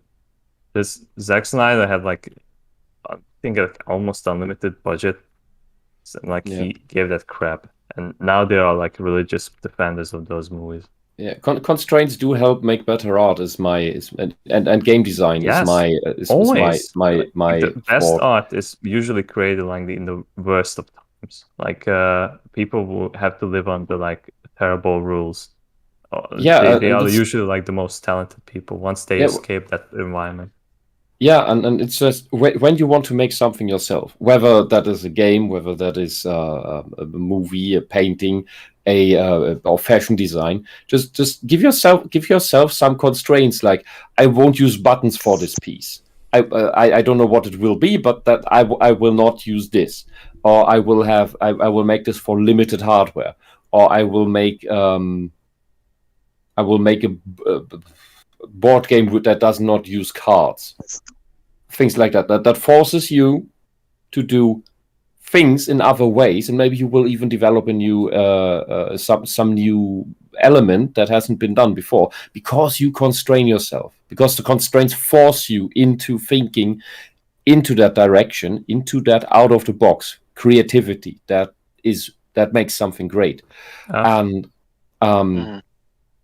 Zack Snyder, maybe leave him to directing. Give him a script, and he has to stick to the script, and that's it. Maybe but the something thing is can that come like he out had of like executive producer. I think Christopher Nolan was the executive producer for Man of Steel, and he liked and David Goyer. Zack's ideas. And I was like, well, maybe he just said that so like he can like fuck off from DC and still get the money. Yeah, man. Who knows? It's just worked on like his own stuff at the time anyway. Like, why would he care about like those movies anyway? Yeah, and what I see, there seems to be a whole generation of filmmakers. That is we see, whether it's Zack Snyder, J.J. Abrams, Rian Johnson, yes. They're all obsessed. They're all just obsessed with cool-looking visuals, and get to next scene with cool-looking visuals. With like the Game of Thrones, the last Game of Thrones seasons were extreme in that regard. It made no sense, zero sense, unless you view these last episodes of Game of Thrones under the aspect of, how can I get this? If the story would go this way, I would get to this scene. If the story would go the other way, I would get this other scene. But these scenes are both cool. Let's put them both in somehow and just force a red string through it. That makes no sense. And that's the only way that these things can have come to be, because these hacks thought, we can have all these cool looking scenes. They don't care about the plot. They can't. What do you They're want, obsessed with Wiz? You want visuals. like Neil Druckmann? My themes. Yeah, but there's not even themes there if you do it like that. There are no Yeah, I themes know. if you just do random scenes one after another that just look cool. Like the whole Michael Bay Transformers bullshit. That's also just endless scenes of looking cool to the point where it just puts you to I think sleep because it wants overloads to look you. cool, but it's never cool. So Yeah, like, but it's all of those movies but want it's to the be aim. It's the aim. It's an obsession with the visual. I think he's obsessed with the visual of like the sexy cars when they drive in slow motion. I mean, because the Transformers, the designs are just so ugly. I've never really liked how they've looked. I don't Too disagree. many parts. I don't disagree. I'm talking about the filmmaker of that. He likes that. He thinks that's cool. That's his personal taste. Whether we like that is irrelevant to that. But the filmmaker thinks these things look cool. They're obsessed with visuals. They don't give a shit about anything else. And like little children that are just standing in front of blinking lights going, oh. The child doesn't need, in that moment, doesn't need any plot or anything or any story. It just needs the blinking lights being cool. And that's what these movies are and what these movie makers are. All right, here is... I want to get back to good movies. Here's Vladimir Dragunov. Isn't Deadpool like the poster child for anti-heroes? I wouldn't go that far. Depends. He is more or less the poster child for fourth wall breaking, I think, in comic books. Maybe not in movies in general because he's in the movies now. But he is just, hey, we're going to do a comedy because I'm Deadpool. And you're like, all right. Well, I mean, anti-hero insofar as that he doesn't give a shit about being the virtuous guy all the time. Yeah, he has. Well, I remember from what I remember in the Joe Kelly run, he was just a mercenary. Yeah, he'll kill good people, but he'll also kill bad people. It just depends on who has the bigger payout. I mean, that's from what I remember. And then, of course, he just becomes the meme. And whatever the hell Ryan Reynolds did. Right. They popularized him through Ryan Reynolds, and they made a series of films about that. And it was all at his behest, meaning he was the motivated force behind getting those films produced and getting money for them and all that wonderful stuff, which was really what we want to see. We want to see independent filmmakers, and they imagined to get that license and say, listen, we're going to do this. And they didn't get money, and they had to raise it themselves, which is nuts. Yeah, which is crazy to even get the license. Say, I want to do a Marvel film. Please give me this. And they're like, no. We'll raise our own money, and you'll get a cut. It's like, oh, really? Okay. No problems for investing. No loss of potential capital. Nope. We'll do it all ourselves. All the risk is on us. And what with your movie? You want to make it R-rated, and you do not want to follow any of the puritanical social justice rules that lose us money. Yeah. We are not going to fund your film. Yeah, but we did get. And it made more money than any of the X-Men films. We did get some excellent trailers and some excellent films. 2 was a bit of a letdown for me, but I still enjoyed it. It was fun to watch. Yeah, because then that thing went back to formula. They did a few interesting things. It was much softer, and it should not have been. It should have been more of what Deadpool 1 was. Yeah, I believe like the second one. The only time I had like a grin at least was like the ending credits, because like he went back in time and he shot like the. He shot all this horrible role himself. That was hilarious. He shot the I've always bullshit questioned that Deadpool, because he had an adamantium skeleton, so it's like, how does that go through? But luckily, he killed Ryan Reynolds. Yeah, with the Green Lantern script. Yes, I hope you appreciate that, Mud. I never watched the movie, so I don't care. But yeah, it's. It is the best post-credit scene that has ever been made. Oh no! The Green Lantern film I never watched. You didn't miss anything. It was sad. I was so excited too. I was like, yes, finally something that's not Superman or Batman. It's like, okay. Oh, it's meh. It's like All right, let's go. Threats of the time. Effectively, it ushered back in an us versus them paradigm by tapping into the fears surrounding the war on drugs. Unsurprisingly, the villains of the time wanted a piece of that sweet, sweet drug money in films like Scarface, To Live and Die in LA, Beverly Hills Cop, and Raw Deal. This depiction of evil drug lords could be seen as a yin-yang response to the less than savory cops of the 70s films. Take Tango and Cash, which depicted two roguish cops who are treated as irrepressible protagonists, despite engaging in some of the exact same violence Serpico condemned. However, they're portrayed as the best cops in the city because their unconventional tactics have cost local drug lord and rat-kissing villain Yves Perret oodles of money. Then, said Kingpin, as if schooled in the bad cop films of the 70s, gets them falsely incriminated for murder. The film ultimately comes down hard on the side of cops and a by any means necessary... Isn't the difference to whom the cops do it? I've been a policeman for 12 years, and I think it's the best organization in the country. At the same time, the decade saw the resurgence of Cold War anxieties. As President Ronald Reagan increased military spending and ended arms control, Americans rediscovered their fear of nuclear war. At the same time, evil Russians had their moment in the sun with films like Rocky IV, which remained the highest-grossing sports flick until 2009. It's also been accused of being pure anti-Soviet propaganda because of its villain, Soviet boxer Ivan Drago, who was decidedly not a charmer. I must break you. The film Red Heat really won the villain jackpot in its depiction of Soviet drug lord Viktor Rostavili, who, in a trifecta of evil, also murdered the protagonist's partner. But arguably the clearest example of 1980's Cold War villains came with 1984's Red Dawn, which imagined Soviet forces invading America, and worse, taking photos in our... Was Red Dawn that popular? I don't think so. No. I'm not aware of this movie. Not even the remake. Yeah, I don't. This was... It couldn't have been that good. Like a fucking B movie. Yeah. Oh no, I forgot the title. I just watched that some movie. kind of communist I forgot fan the fiction, title. pretty much. All right. Who has watched Kick-Ass 2? Oh, this could be Hot Shots for all we know. Kick-Ass 2? Yeah, Kick-Ass 2 had a 2. wonderful Russian henchman. Mother Russia. Yes, Mother Russia. Mother Russia would kick your ass. She was close to a real supervillain in regards to strength and the shit she pulled. That was fun to watch. That was really fun to watch. Didn't she kill Jim Carrey? I don't know. Was Jim Carrey in the movie? Yeah, he was the veteran guy or whatever, the Stars and Stripes.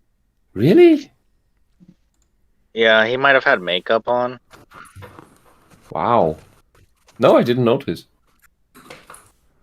And then I think there was an interview too where he regretted doing that movie because I don't know, he felt bad or something. Ah, he's an idiot. Jim Carrey's a little weird. The movie was amazing. Yeah, I know. Kick-Ass 2 is amazing, and it plays it plays around with the whole trope nonsense, and it the villains cringe fun in a way. Yeah, and Mother Russia is a great example of an actually seriously, insanely working out muscle woman, that you can believe that it is still over the top what she does in the movie, but that she does these things and that she can fight this insanely well. Contrary to some character from a certain game we keep ranting about. Oh, so you actually get to see her eat burritos? I do not think that Mother Russia eats burritos. All right, let's go.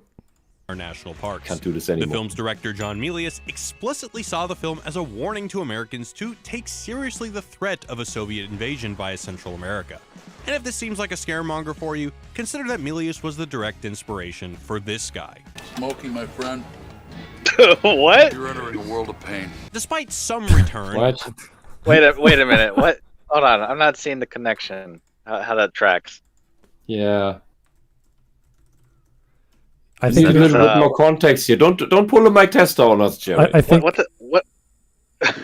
Yeah, the character was what's his name again? Walter, right? Yeah, Walter. Walter. He was depicted as the live version of that director. So, which is telling, very telling of who that person could be.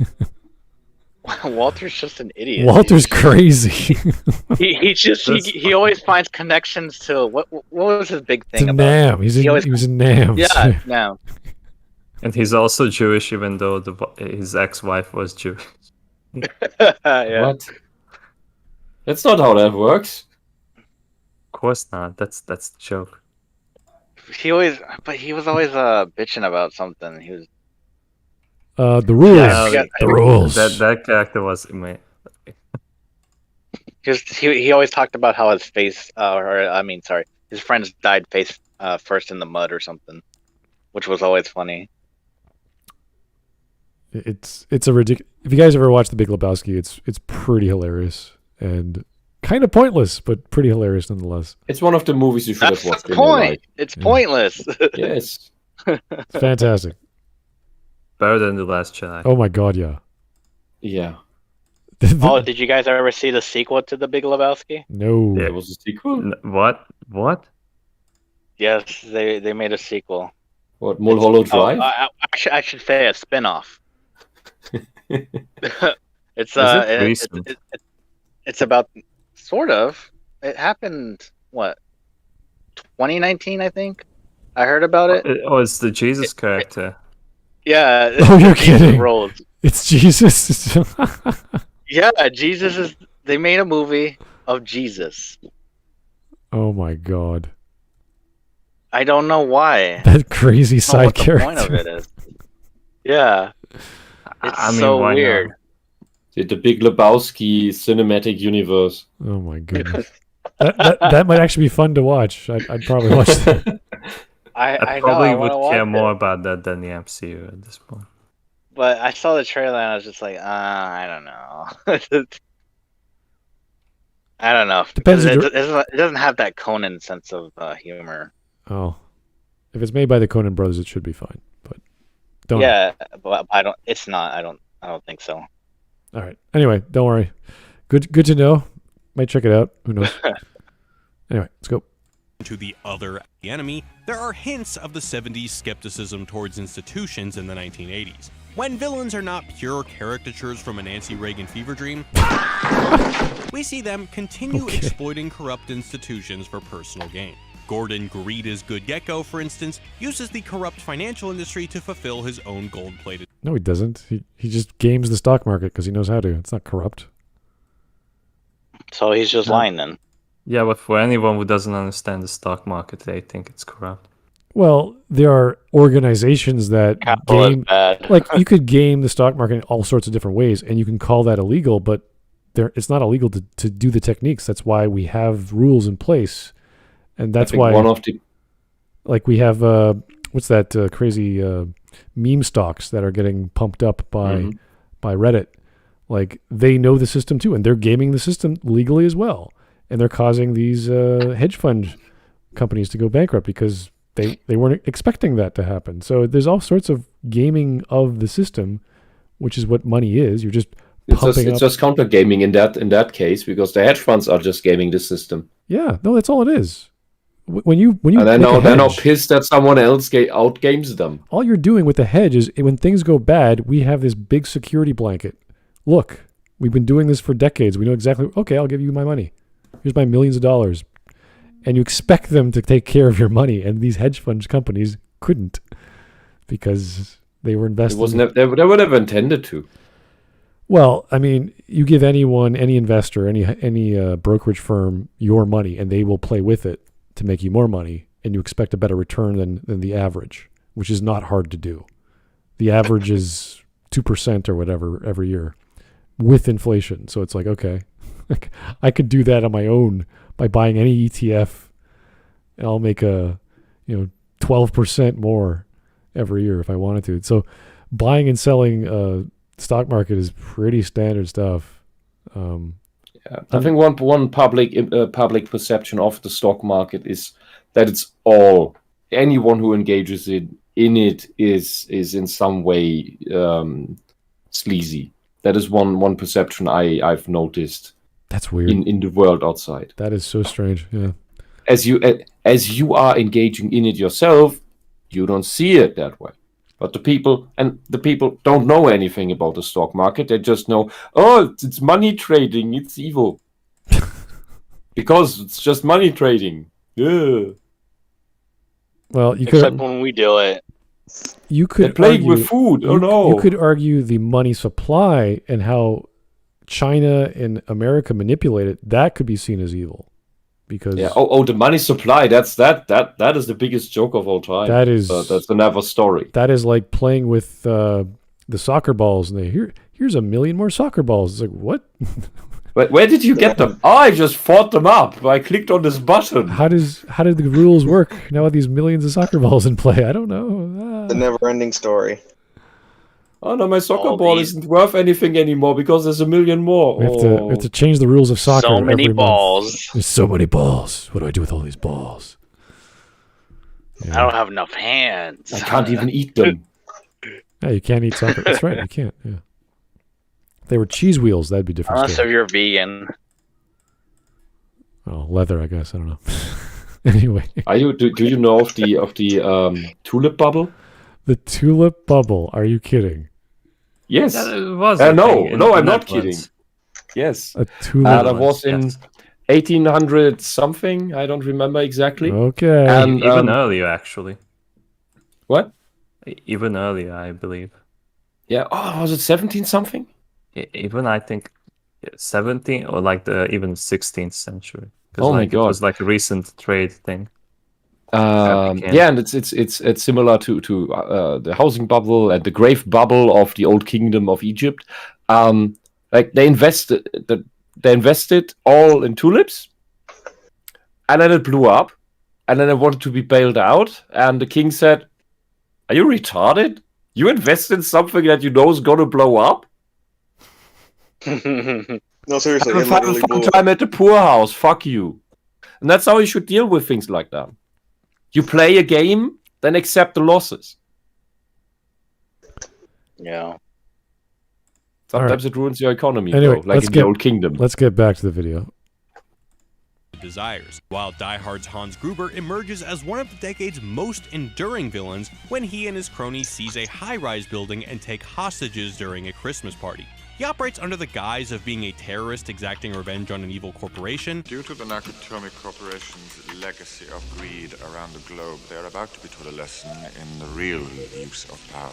But interestingly enough, his moral high ground crumbles when it's revealed that, just like Gordon Gekko, he's really only after cold hard cash. So that's what this is all about? F***ing robbery? Put down the gun. Put down the gun. You have to nuke the whole building, Hans. Well, when you steal $600, you can't just disappear. When you steal 600 million, they will find you unless they think you're already dead. In the 90s, American cinema swapped out the Reds for homegrown terrorists to fit a decade in which domestic terrorism and going postal dominated headlines. Fittingly, in cinema, it was an era of disgruntled middle-class dudes and bombers next door, a prime time for complex anti-villains who are fighting small, localized battles by radical means. Take the villain from Speed, Howard Payne. This former bomb squad officer turned extortionist turned psychopathic terrorist is partially motivated by that sweet $3.7 million, but he also expresses a sense of superiority. You still don't get it, do you, Jack? Huh?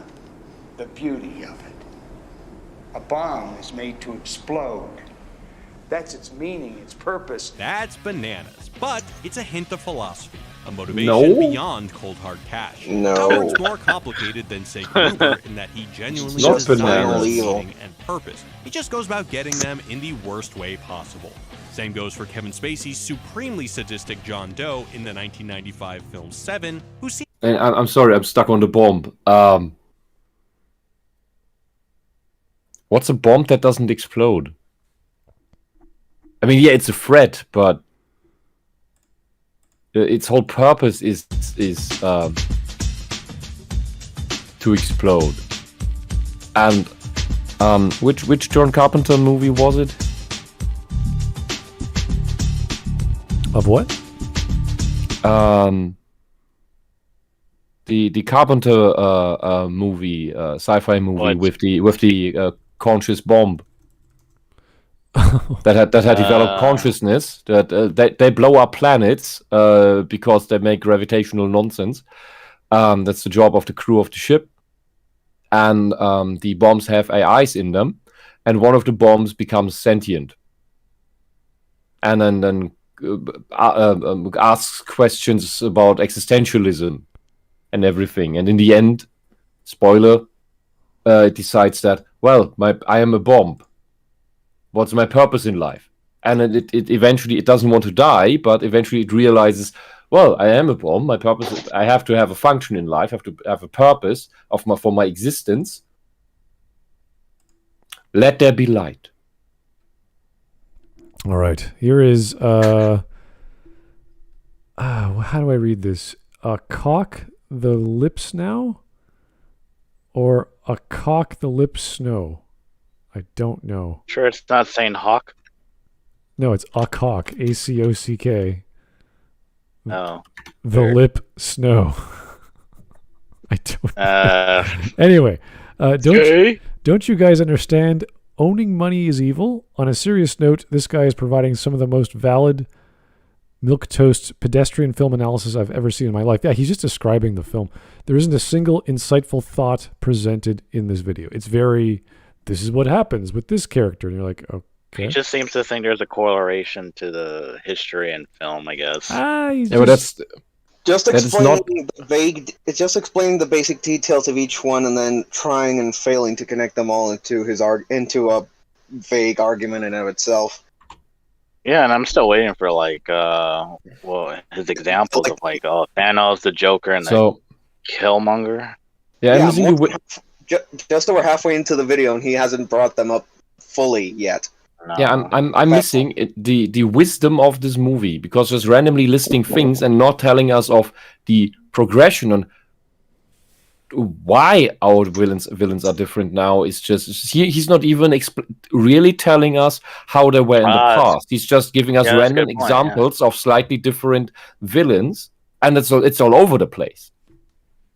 He's focusing too much on the chronology of the medium rather than just going straight into his main points about the ones he mentions, and then intersplicing older movies that reinforce his points.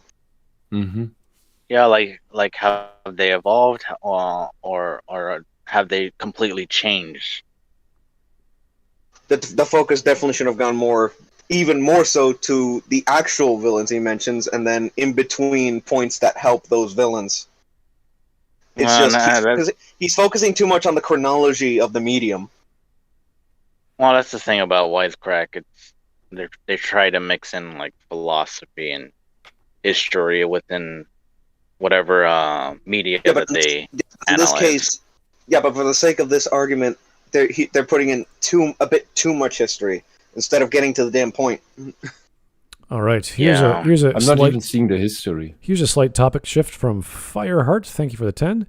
Do you think cancel culture is worse than radical Christians in the fact that even radical Christians still believe in forgiveness, whereas in cancer culture, even if you repent, you are still damned? Well, okay, we're talking about we're talking about the attitude of people from, unless if we like you, yeah. From people in a religion who, they believe in various doctrines, and there is a path to redeeming yourself. With cancel culture, they don't care who or what you are per se. They're going to try and get rid of you, and that is the goal. It's not about they don't allow it to you, redemption to you because they like you, but because you're still useful to them. Because that's why ContraPoints got away from it, and why Lindsay Ellis got away with it. Yes, that's exactly right. And the main point I mentioned in an earlier Smudcast, that once you realize that the cancel culture is literally to end the person's life, well, not so much literally, but you get my point. In the end, literally, if the time is more extreme. It's gonna get there if it doesn't stop. Yeah, it becomes literal eventually, but the main point is just to end the life and well-being of the person. But once you realize that that's what the cancel means in cancel culture, it just it just opens that door for you to understand what they really want.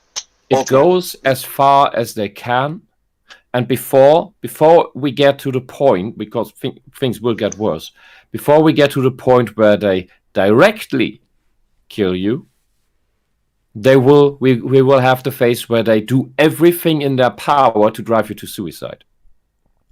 Because these that is what they in part already do in some cases. Yeah, you just don't hear of these cases.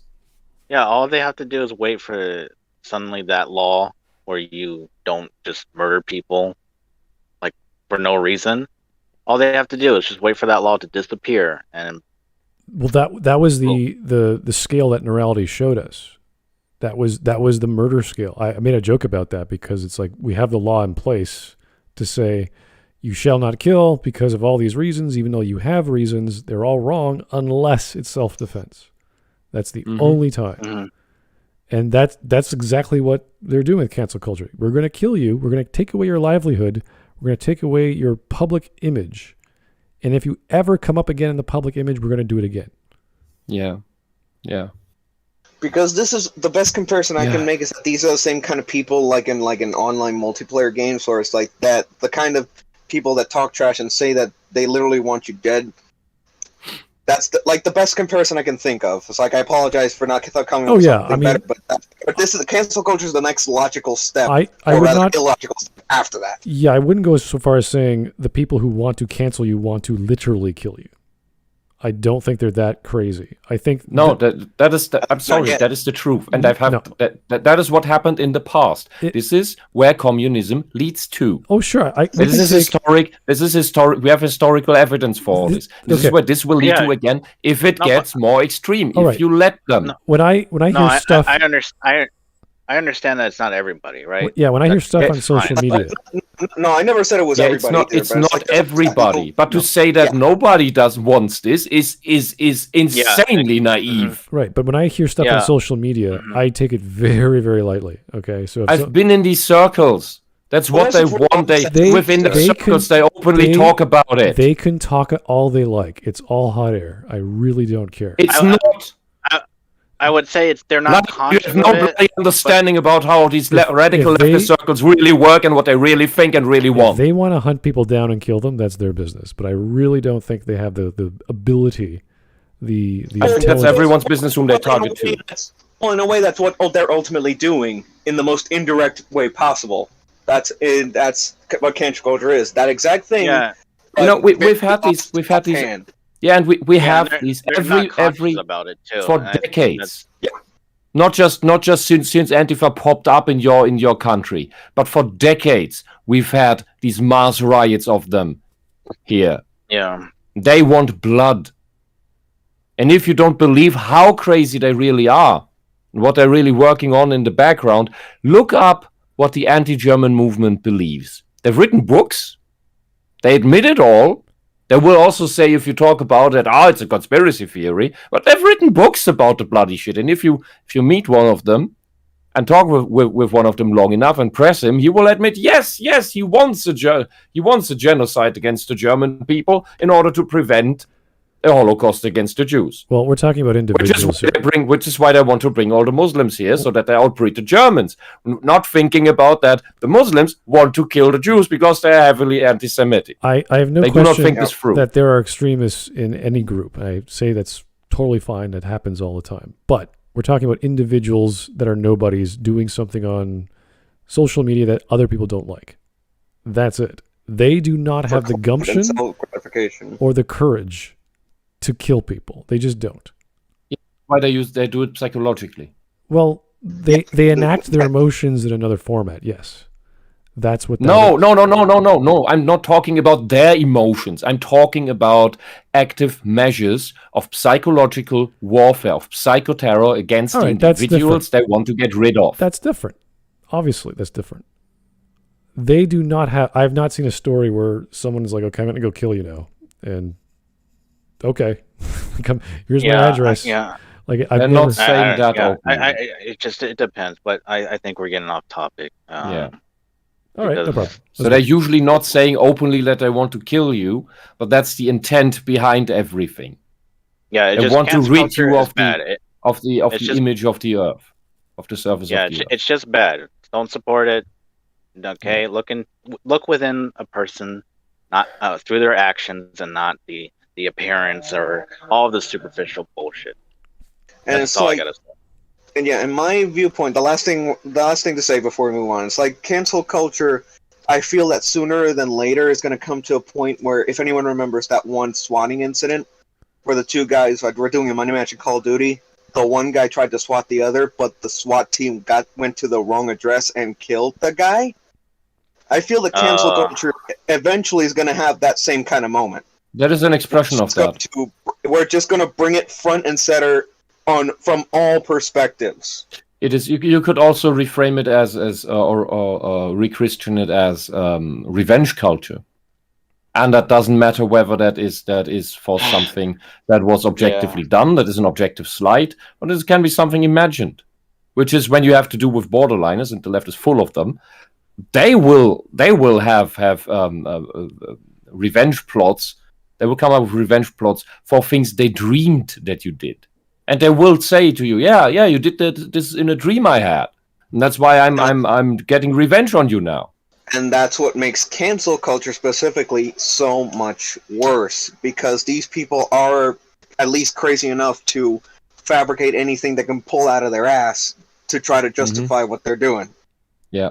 And one less extreme point, but that is to the super chat, is that where I think that yes, cancel culture is worse than the radical Christians, is that everything that surrounds this, where it comes from, is the radical Christians criticized everything from the outside. They criticized and attacked video games being violent or all this satanic stuff.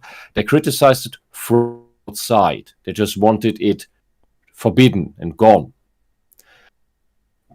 However, the socialists get into the companies that create all of these things and change these things and thereby destroy them actively. That is where I think the socialists are worse than the radical Christians. Yes, because the radical Christians, at least, not being honest about it. Yeah, the radical Christians, as loony as they were, at least didn't, or very rarely left the stage for discourse, while the socialists reject discourse in the first place. Yeah, which makes them a more radical and more fanatical cult. Yeah, at least the radical Christians had the fundamental basis of their religion to fall back on at the end of the day. Okay, let's keep going. We are 12 minutes and 45 seconds in. We're more than halfway done. We're doing okay. Let's see if they get to the damn point already. In the crusade against everyday sin. We see a deadly sin on every street corner, in every home, and we tolerate it. We tolerate it because it's common. It's trivial. We tolerate it morning, noon, and night. It's Maul gonna bring him in. I'm setting the example. By the end of the decade, Arlington Road became the pinnacle of the domestic terror genre, whose villain mans the girl at the block party as he carries out plans for his militant group's latest deadly bombing. I'm a messenger. There's millions of us waiting to take up arms, ready to spread the word. He claims to be pursuing a lofty, noble goal, but within his critique of government is also an indictment of the supposed is that niceties Jeff of Bridges? Clinton-era prosperity. Yes. Are you happy in Jesus. godless suburban life? Trouble in Suburbia also abounded in American Beauty, which depicted the enemy as Lester's neighbor, the homophobic Nazi memorabilia hoarding Frank Fitz, who kills Lester after he rebuffs his romantic advancements. In both cases, the villains feel victimized by the system or circumstance and seek justice on their own icky terms. Sometimes these villains have genuinely noble causes as they rail against the systems that have wronged them. Take 1995's The Rock, in which Ed Harris's General Humble, a disgraced USMC brigadier general, threatens a nerve gas attack on San Francisco. 15 VX gas rockets into the heart of San Francisco. You've got 17. So is he an anti-villain or an anti-hero? Demanding that the families of slain Marines be compensated for their deaths. This Here we guy, come I'd to say an interesting anti-villain. question of whether noble ends justify violent means. In this way, the film acts as a prelude to the very questions being explored by current-day villains, though usually on a much wider scale. Finally. Movies couldn't not be changed Thanos by events isn't as exploring pivotal anything. as 9/11 He's an and the idiot. subsequent War on Terror. With the 2000s came a new shift in movie villains, as America confronted an existential threat to its sense of safety and power in the world. Fittingly, the first two installments of Christopher Nolan's Dark Knight trilogy captured the popular imagination in this decade. In 2005's Batman Begins, we see the dangerous metropolis under attack by an international terrorist group. Metropolis? Gotham City, you dunce. What the Big fuck? fans, alright. You fucking dunce. Was that an error in the script? Yeah, I wanted to say something else, but yeah, what the fuck? I just what The same Batman v Superman where they're literally right next to each other. Yeah, no, they're on the opposite sides of it, of a lake or something. But dude, no. What I wanted to say is, this is just different motivations that the villains come from. But the way it structures itself in the movie, lays itself out in the movie, I don't see the difference to a communist insurgency, terrorism, planting bombs or something. That's just, villains plant bombs because reasons. I don't see the difference here. Where there's any change or anything. If all you're saying is that villains are different now because they have different reasons but still do the same things and follow the same mental ideas, they haven't changed at all. All right, here's the Mechanist. We need to create new works to combat the commies destroying our fandoms, instill our values, and make it blatantly that this character stands for this, not vagaries. We need to police the fandoms. If we must make rules to weed them out, so be it. This is interesting because I had an argument with a Snyder bot the other day, and I wanted to. Where in the film does Batman? Why does he kill? Like, tell us why. I want to know the exact reason and what made Batman want to kill, because that's part of Batman's character in the film. I was like, why did this happen? Because everyone knows Batman doesn't kill, so this version does. Great, give me a reason why. And he couldn't point to an exact scene where it's spelled out or told to us or shown us why he kills, because there is no reason. That should be clear. That should be like, do you need it spelled out? Are you an idiot? It's like, yes, wait, I am hold an on. idiot. It's not my film. I'm trying to figure it out. Which edition were you watching? The Batman v Superman edition? Because there's the Ultimate Cut. Oh, you're kidding. And there's the regular cut. What's in the Ultimate Cut? But more plugging for Justice League, mainly. Oh. Well. No, but I always love that excuse. It's like, well, you didn't watch the Ultimate Edition. Okay, I watched it. I still don't see the... Well, guess what? I've seen the Ultimate Edition. And there's no reason for it there either.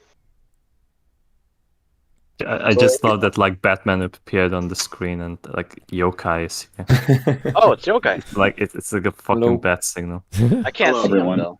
Hey, yokai, how's it going? Doing okay. Oh, there he is. Yeah, you sound like a hoarse guy in the background there. Yeah. I'm using a. I'm not on my computer yet. I'm using my phone right now. Oh. Okay. Hunting villains in the subway. Horseback. As long as you're not driving. Nah, just playing Bloodborne. Okay. Nice. Okay. Yeah, and I agree.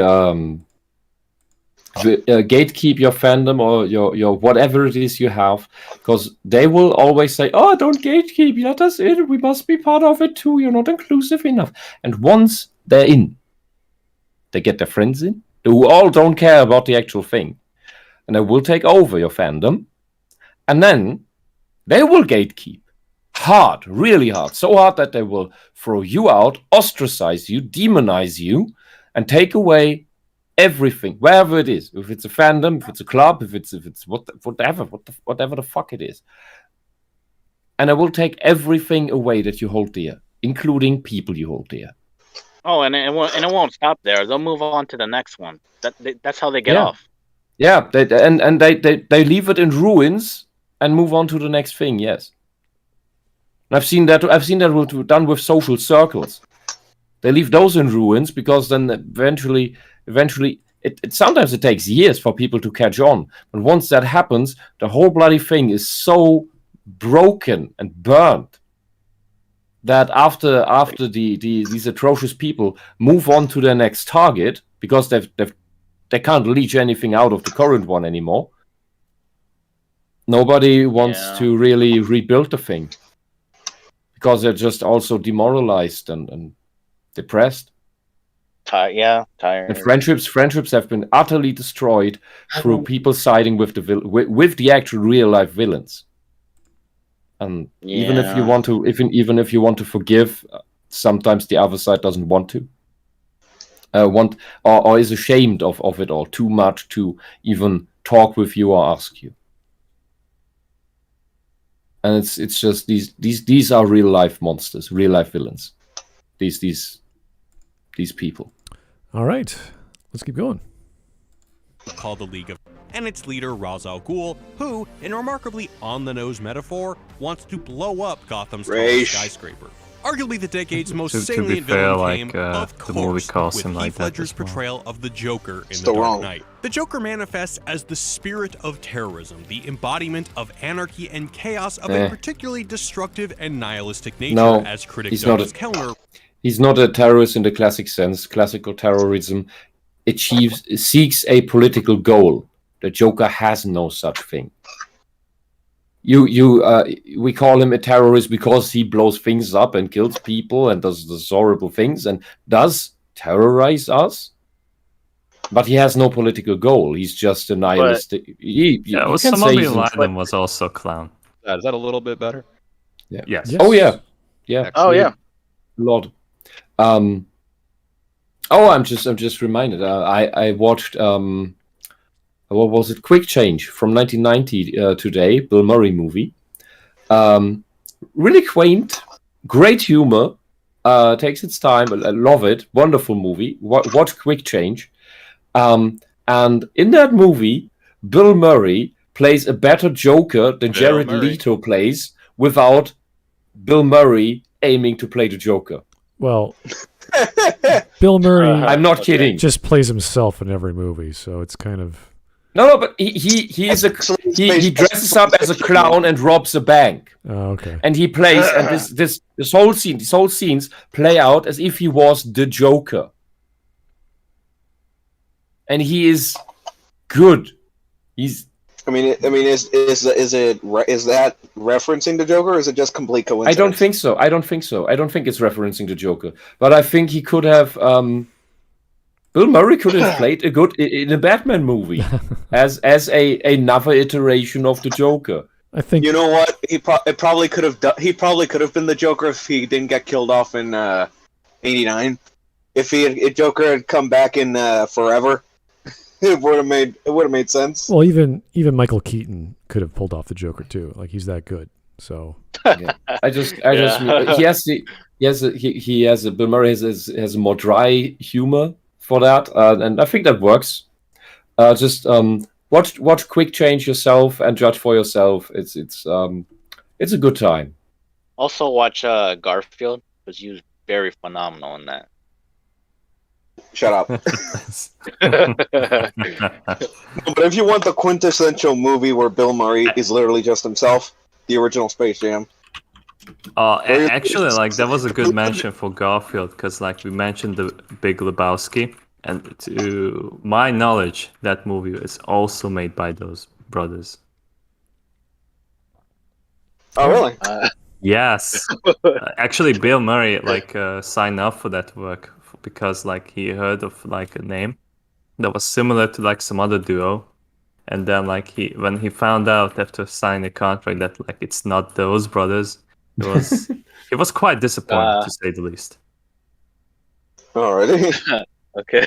Yeah, it's an actual story. Yeah, you can look it up. Wow. Okay. All right, let's get back to the video where he's finally gotten to the damn point about the villains and the fucking title and the thumbnail. Yeah, we haven't discovered anything about that. What was his point about Thanos? Because he's purple. He claims that Thanos has somehow. He'll probably get into him later because he'll probably get into Thanos later because of the three Dark Knight Joker came first. Maybe it'll logically too. Well, hopefully, yeah. Hopefully. All right, let's go.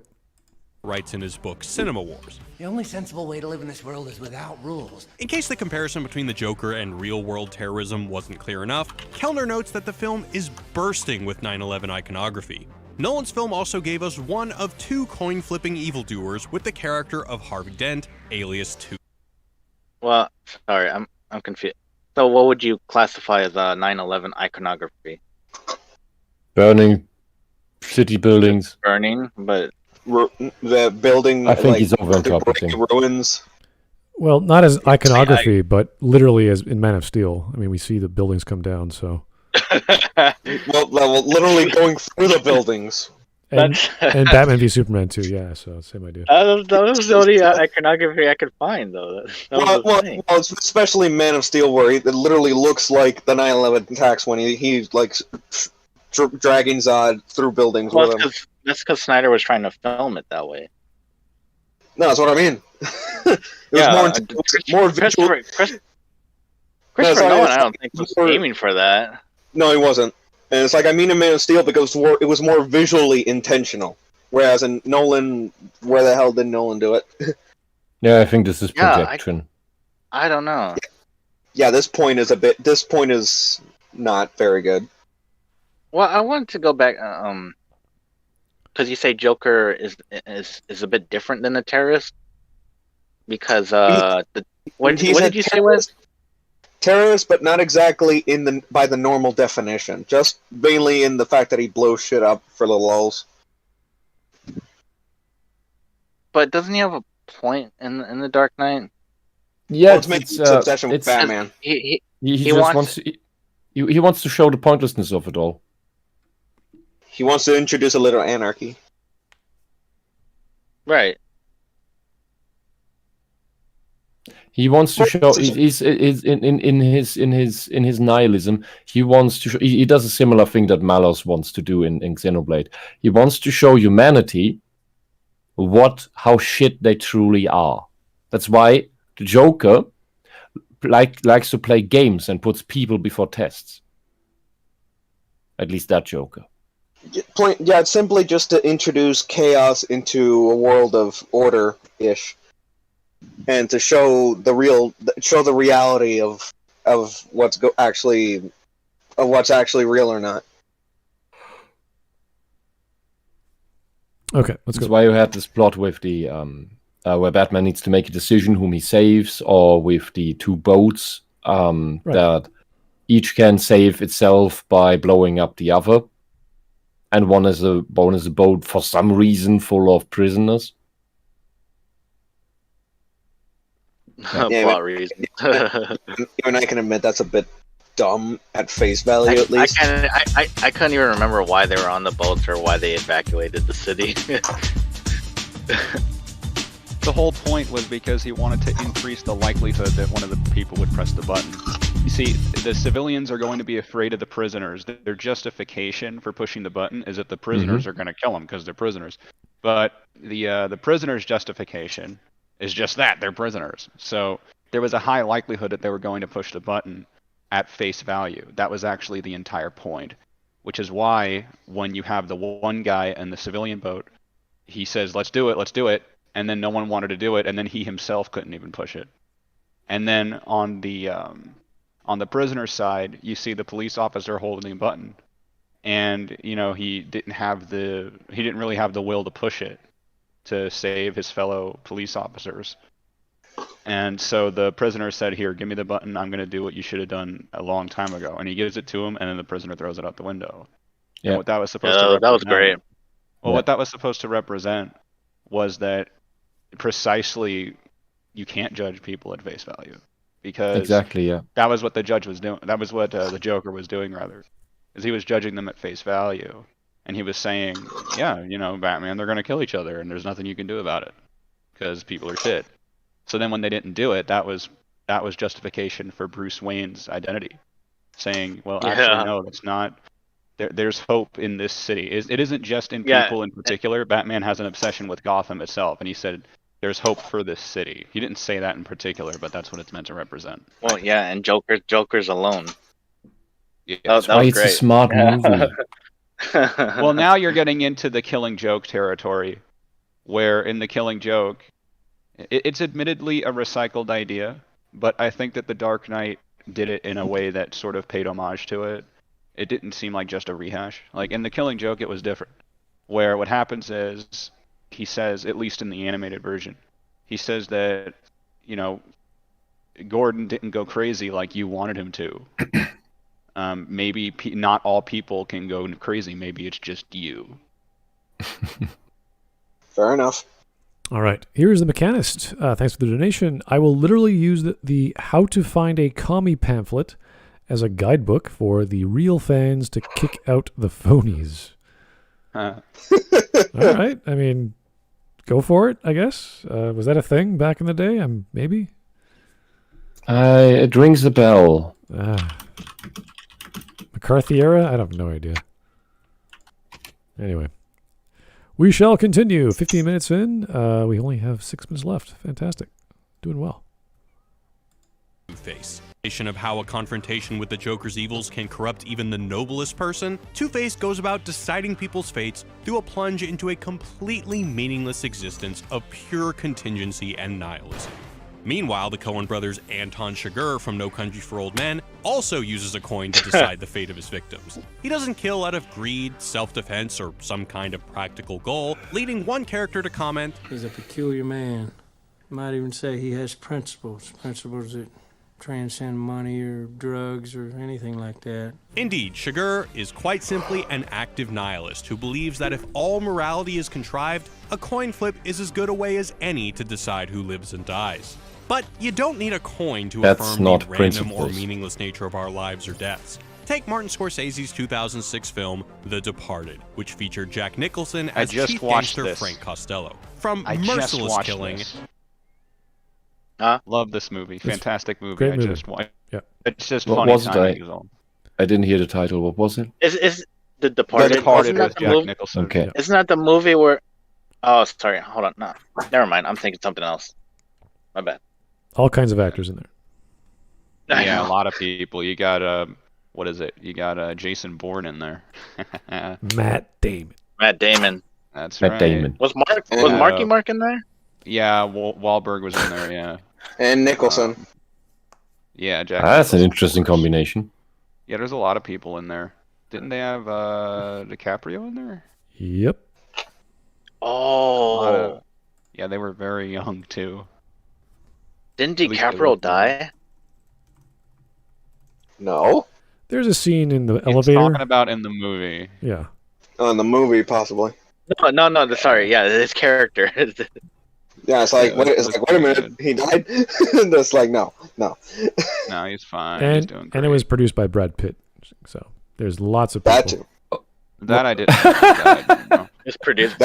Ironically, I actually do remember that. You had Alec Baldwin, you had Martin Sheen, you had all these actors in there. It was this crazy story, and it's just violence oh my god, like it just shocks you, like holy crap, and you weren't expecting. Well, they went with a subversion of expectations near the end. Oh yeah, big time. Which it was all right.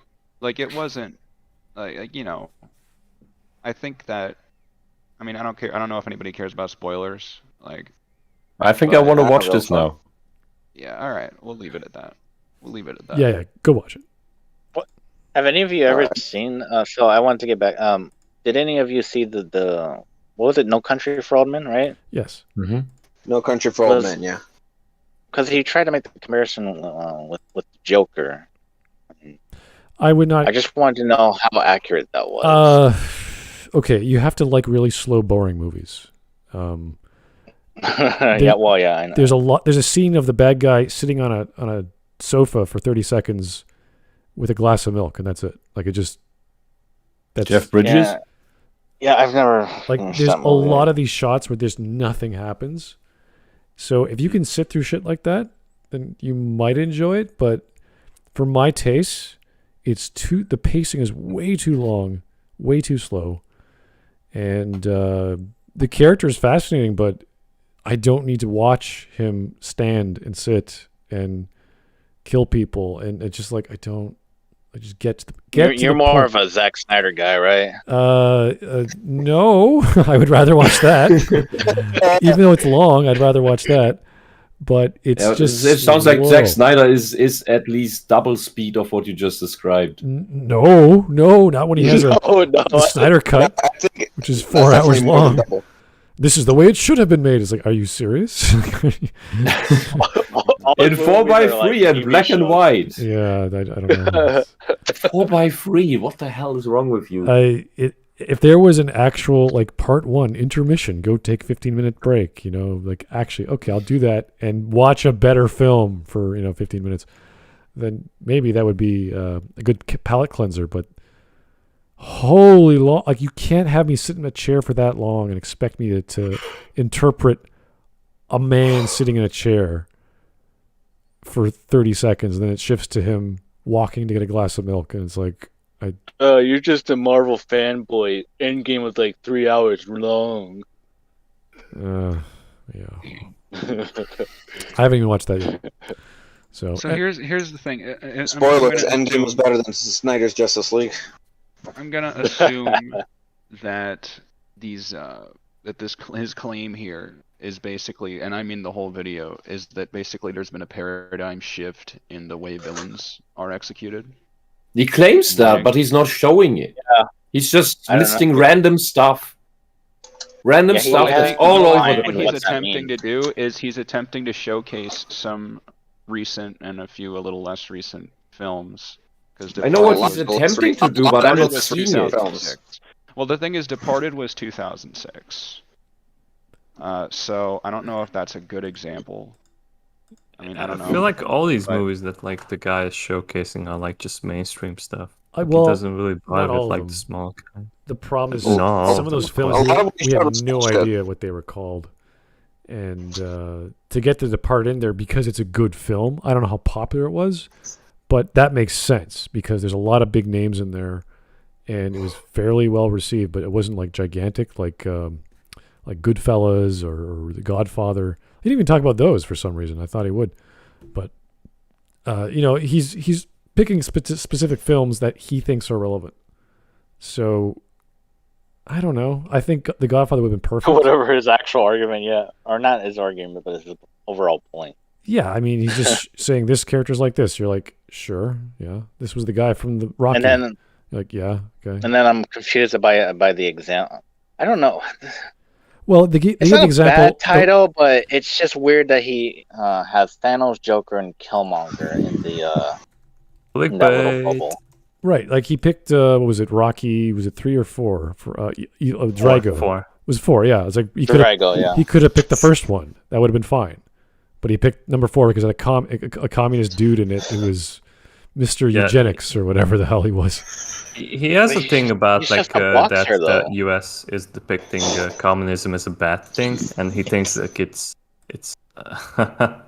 unnecessary. It seems like he chose these films specifically with the political backing for whatever reason. You're like, Rocky 4 was good. He hasn't picked Indiana Jones Kingdom of the Crystal Skull. Well, wait a minute. What's his political point? I don't know. No clue. Like he's really ambiguous about it. Yeah, Jared's political point. I don't know. He brought up because like he was like complaining about the fact that like the U.S. after like the Second World War, they portrayed like communism as like a menace, and also they depicted like Mao as like the evil person. Gingaman? Somebody getting vacuumed? Yeah, are you vacuuming? That's probably my fan. Damn it. It's just doing the laundry. Yeah, that's fine. It's just my fan. Yeah, he did use the term anti-Soviet, whatever that means. Right. Sure. All right, here is... As if that's bad. Yeah, here's the mechanist. Thanks for the donation. I'm organizing my Legos to sell at the flea market. Okay, cool. I'm trying to bring myself to sell some of these, but I can't seem to do it. I never thought that I would have to do this one day, but the woke took it away from me, and they won't take my own work from me. The hell did the woke do to your Legos? That is a very profound... Because they're gender-coded or whatever. They're gender-coded Legos. Oh, not that thing again. Wow. Okay. I mean, dude, you gotta do what you gotta do. But... I assume that's the reason they get these wokeists get so upset What are about you everything. talking about? I think it's a metaphor for selling your stuff because it's bad from the woke crowd. I'm not sure. Yeah, but what do the Legos have to do with that? That's just the aren't you then just doing the same thing that the wokeists do with the Nazi cooties, where they say, "Oh, Nazi touched the thing, we can't touch it anymore." Isn't that just the same? Like, Well, just what did like the producer take of back Legos what you say? love. Did like the producer of Legos say, "Let's kill white people" or something? Like, I don't know. What's going on? No, I wouldn't be surprised. I'm just curious. Well, that would be in Denmark, wouldn't it? Would The Lego surprise movie me. director. Okay. Just. Oh, God, it's getting too late. The socialists always say that they want to reclaim something, but it's always things they never had to begin with. So, but what you need to do, or what we need to do, is actually reclaim things that the socialists took from us. The wokeists, the cancel culture assholes. Yeah. We need to reclaim stuff because they have taken it from us while they deluded themselves and gaslit us with their we need to reclaim this and that. When I heard the first time, it was I don't know, over 10 years ago, when obese 50-year-old Karen women from the radical left started writing, "We need to reclaim the internet." Like 3 months ago, you didn't even know what that fucking is. You didn't even know what the fucking internet was 3 months before that.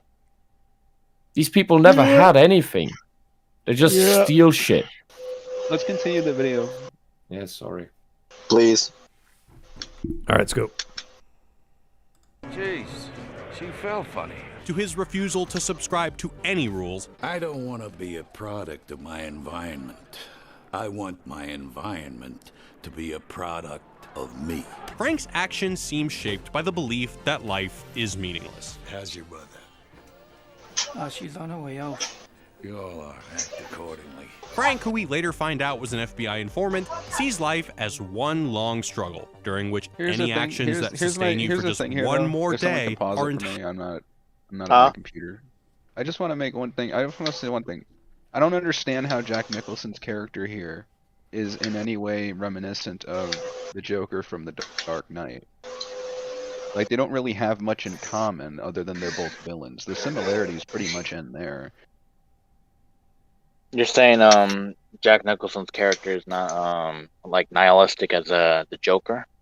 Well, I think they're nihilistic, but I think that's pretty much where the similarities end. I mean, the Joker pretty much well, I mean, even like the Dark Knight's Joker, he just kind of does whatever it is that he's going to do, and it's like, yeah, he has like henchmen or whatever, but he isn't involved with his henchmen like Nicholson's character is in The Departed. He's like very meticulous. It's a completely different ball game. Like it's just a weird comparison, I think. So I think somebody said that they think he's just randomly referencing movies he's recently watched just because they're popular, and I kind of agree with that. Yeah, I think so. I wouldn't go out of my way to compare those two characters. I don't know. Maybe I'm reading too much into it. I just it's like Joker doesn't even have a backstory.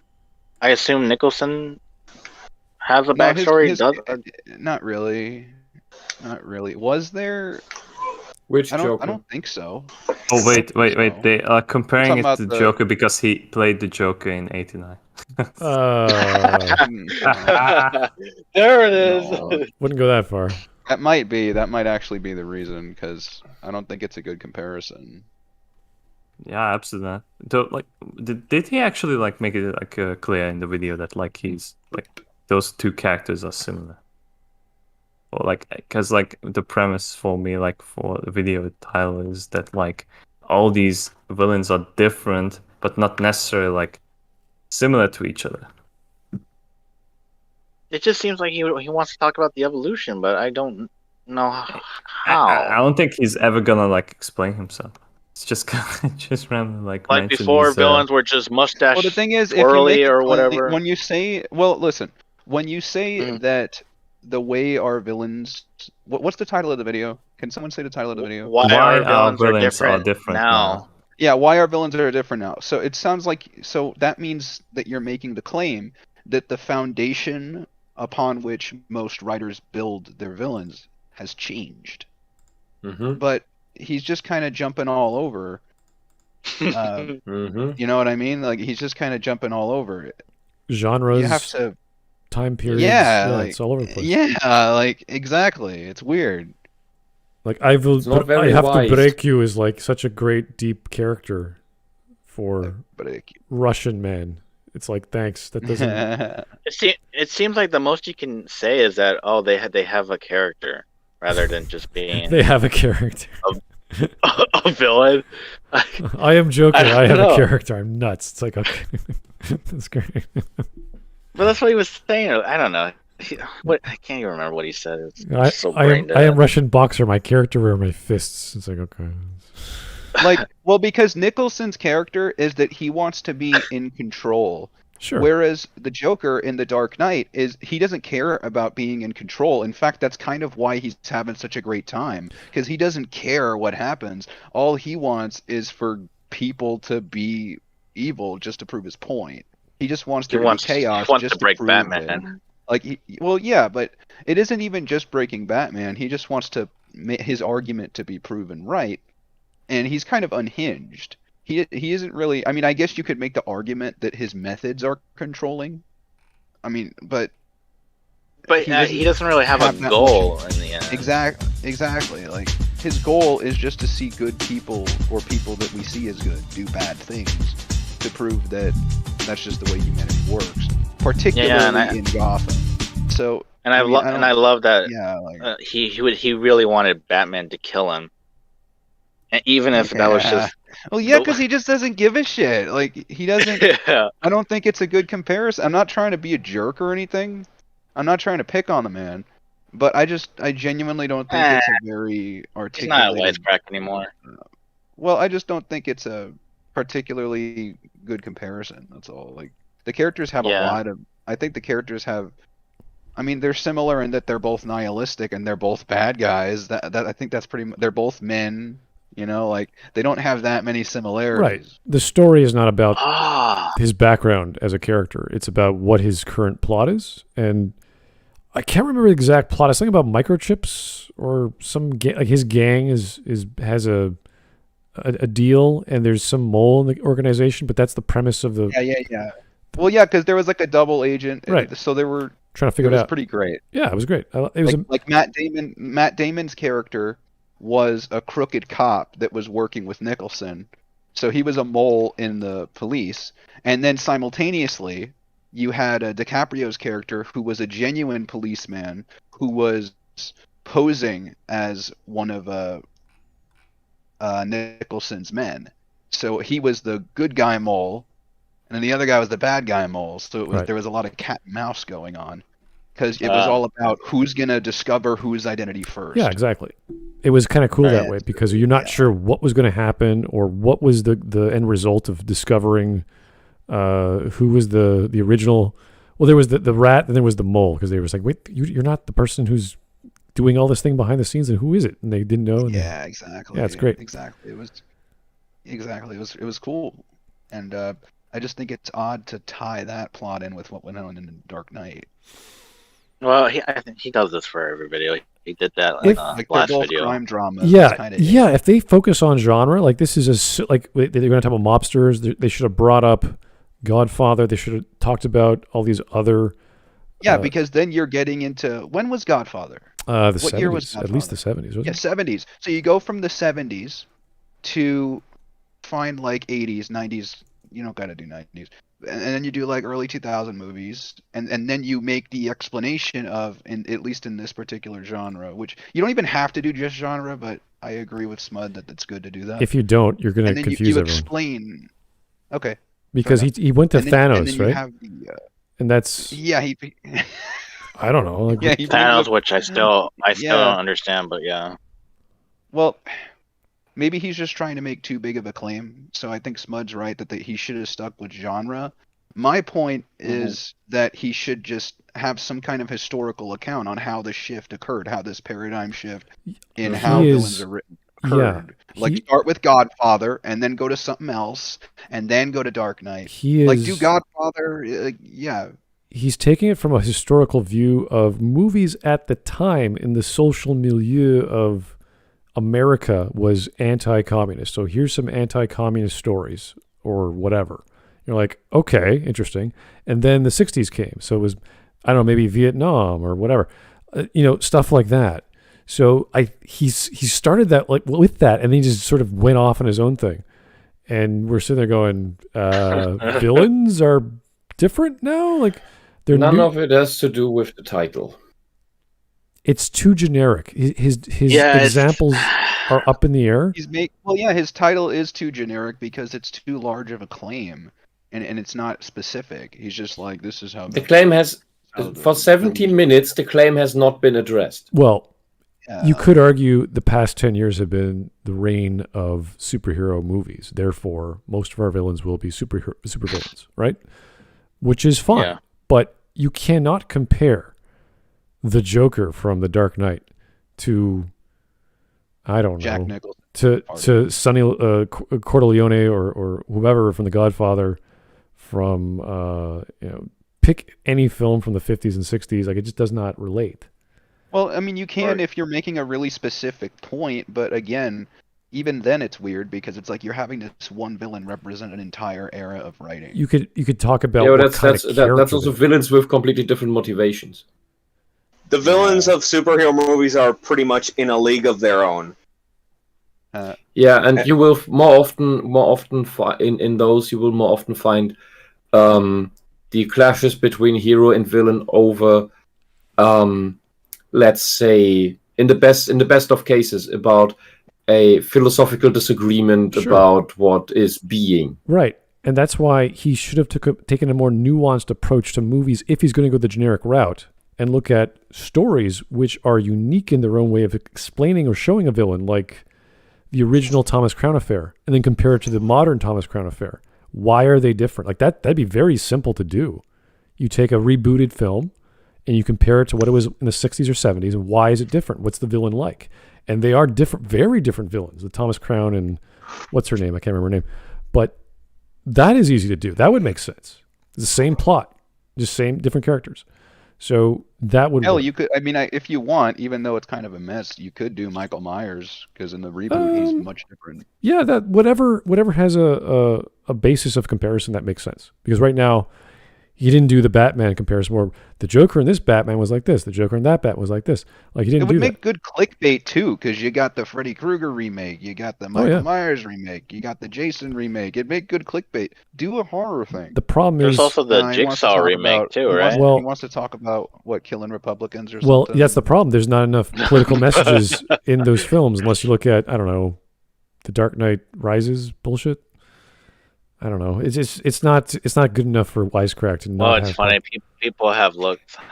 People think that the Dark Knight has political allegory, and well, I'm sure it does, but it's so weak. Like you can interpret lots of things in many things. It doesn't mean it's correct. Yeah. But that is solely because the basic structure of a conflict is the basic structure of a conflict. Like he should have taken... but they think Batman is like George Bush and that Joker was somehow what was that guy's name? But that is really stretching. He should have taken classic I'm not joking. They think that. Like Ramses from I don't think George Bush can think as logically as Batman. From the Ten Commandments, like take that villain. What makes him a villain? Why is that work? It's religious, it's biblical, it has all these elements that people at the time historically were interested in. And you could argue it's shown every Christmas or Easter or whatever. So fine. Then we jump 30 years later and we're not as religious. And now we talk about this story, which The Godfather, or I don't know, pick something from the 80s, Ghostbusters. Why is that an effective villain? What does that mean? Why is it important to our cultural mindset of the 80s? So all these things we should have looked at, not just, I don't know, like commie movies. What? Yeah, like what about the villain in Garfield, huh? Yeah, I don't know. What about the Kurgan in Highlander? Oh god, that would be something to know. Can you imagine doing an analysis of the villains of the Highlander series? Oh my god, you would hurt yourself trying to do that. Here's Highlander 2. No, no. You just stop. No. 3 is fine. No, they all are garbage. 3 is fine. They're horrible. Gigaman, are you Gigaman? Are you okay? You right there? What's going on? I don't know. You tell me. I don't know. I think in the background. I think maybe the Triads are raiding his place. I don't know. No, it's just the neighbors. Yeah, it's just the SWAT raid. All right. I mean, these are just go with Highlander 1 and Ghostbusters 1. Those are interesting, interesting, action, very different concepts of what do we struggle against? Pick a genre, yeah, that would work. Yeah, even then, and well, that would be a different. That would be a completely different concept.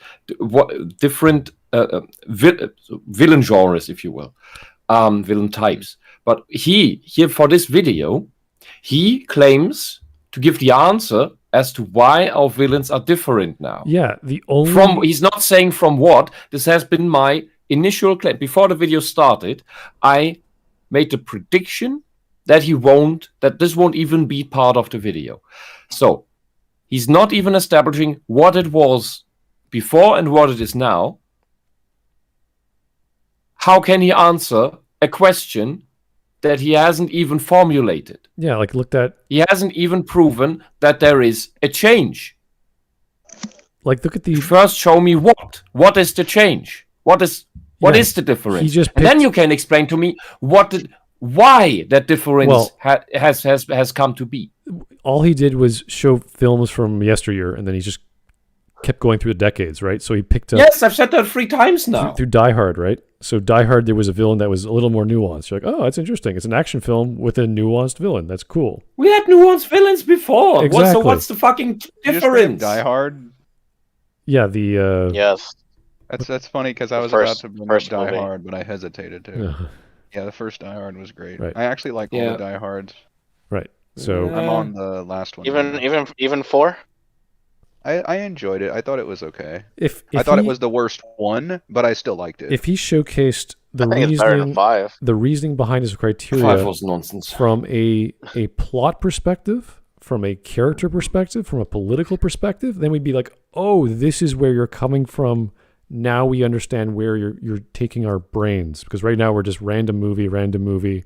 Here's Sicario. Here's The Departed. You're like, oh, okay, those are completely different films. He has 4 minutes. He has 4 minutes left. Yeah.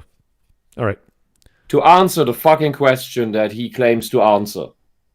All right, let's go through some super chats and keep on going. Here's Fireheart again. Thank you. Sorry for making you go off topic before. Missed the last stream where I wanted to ask that question. Not a problem. Joe Crazy.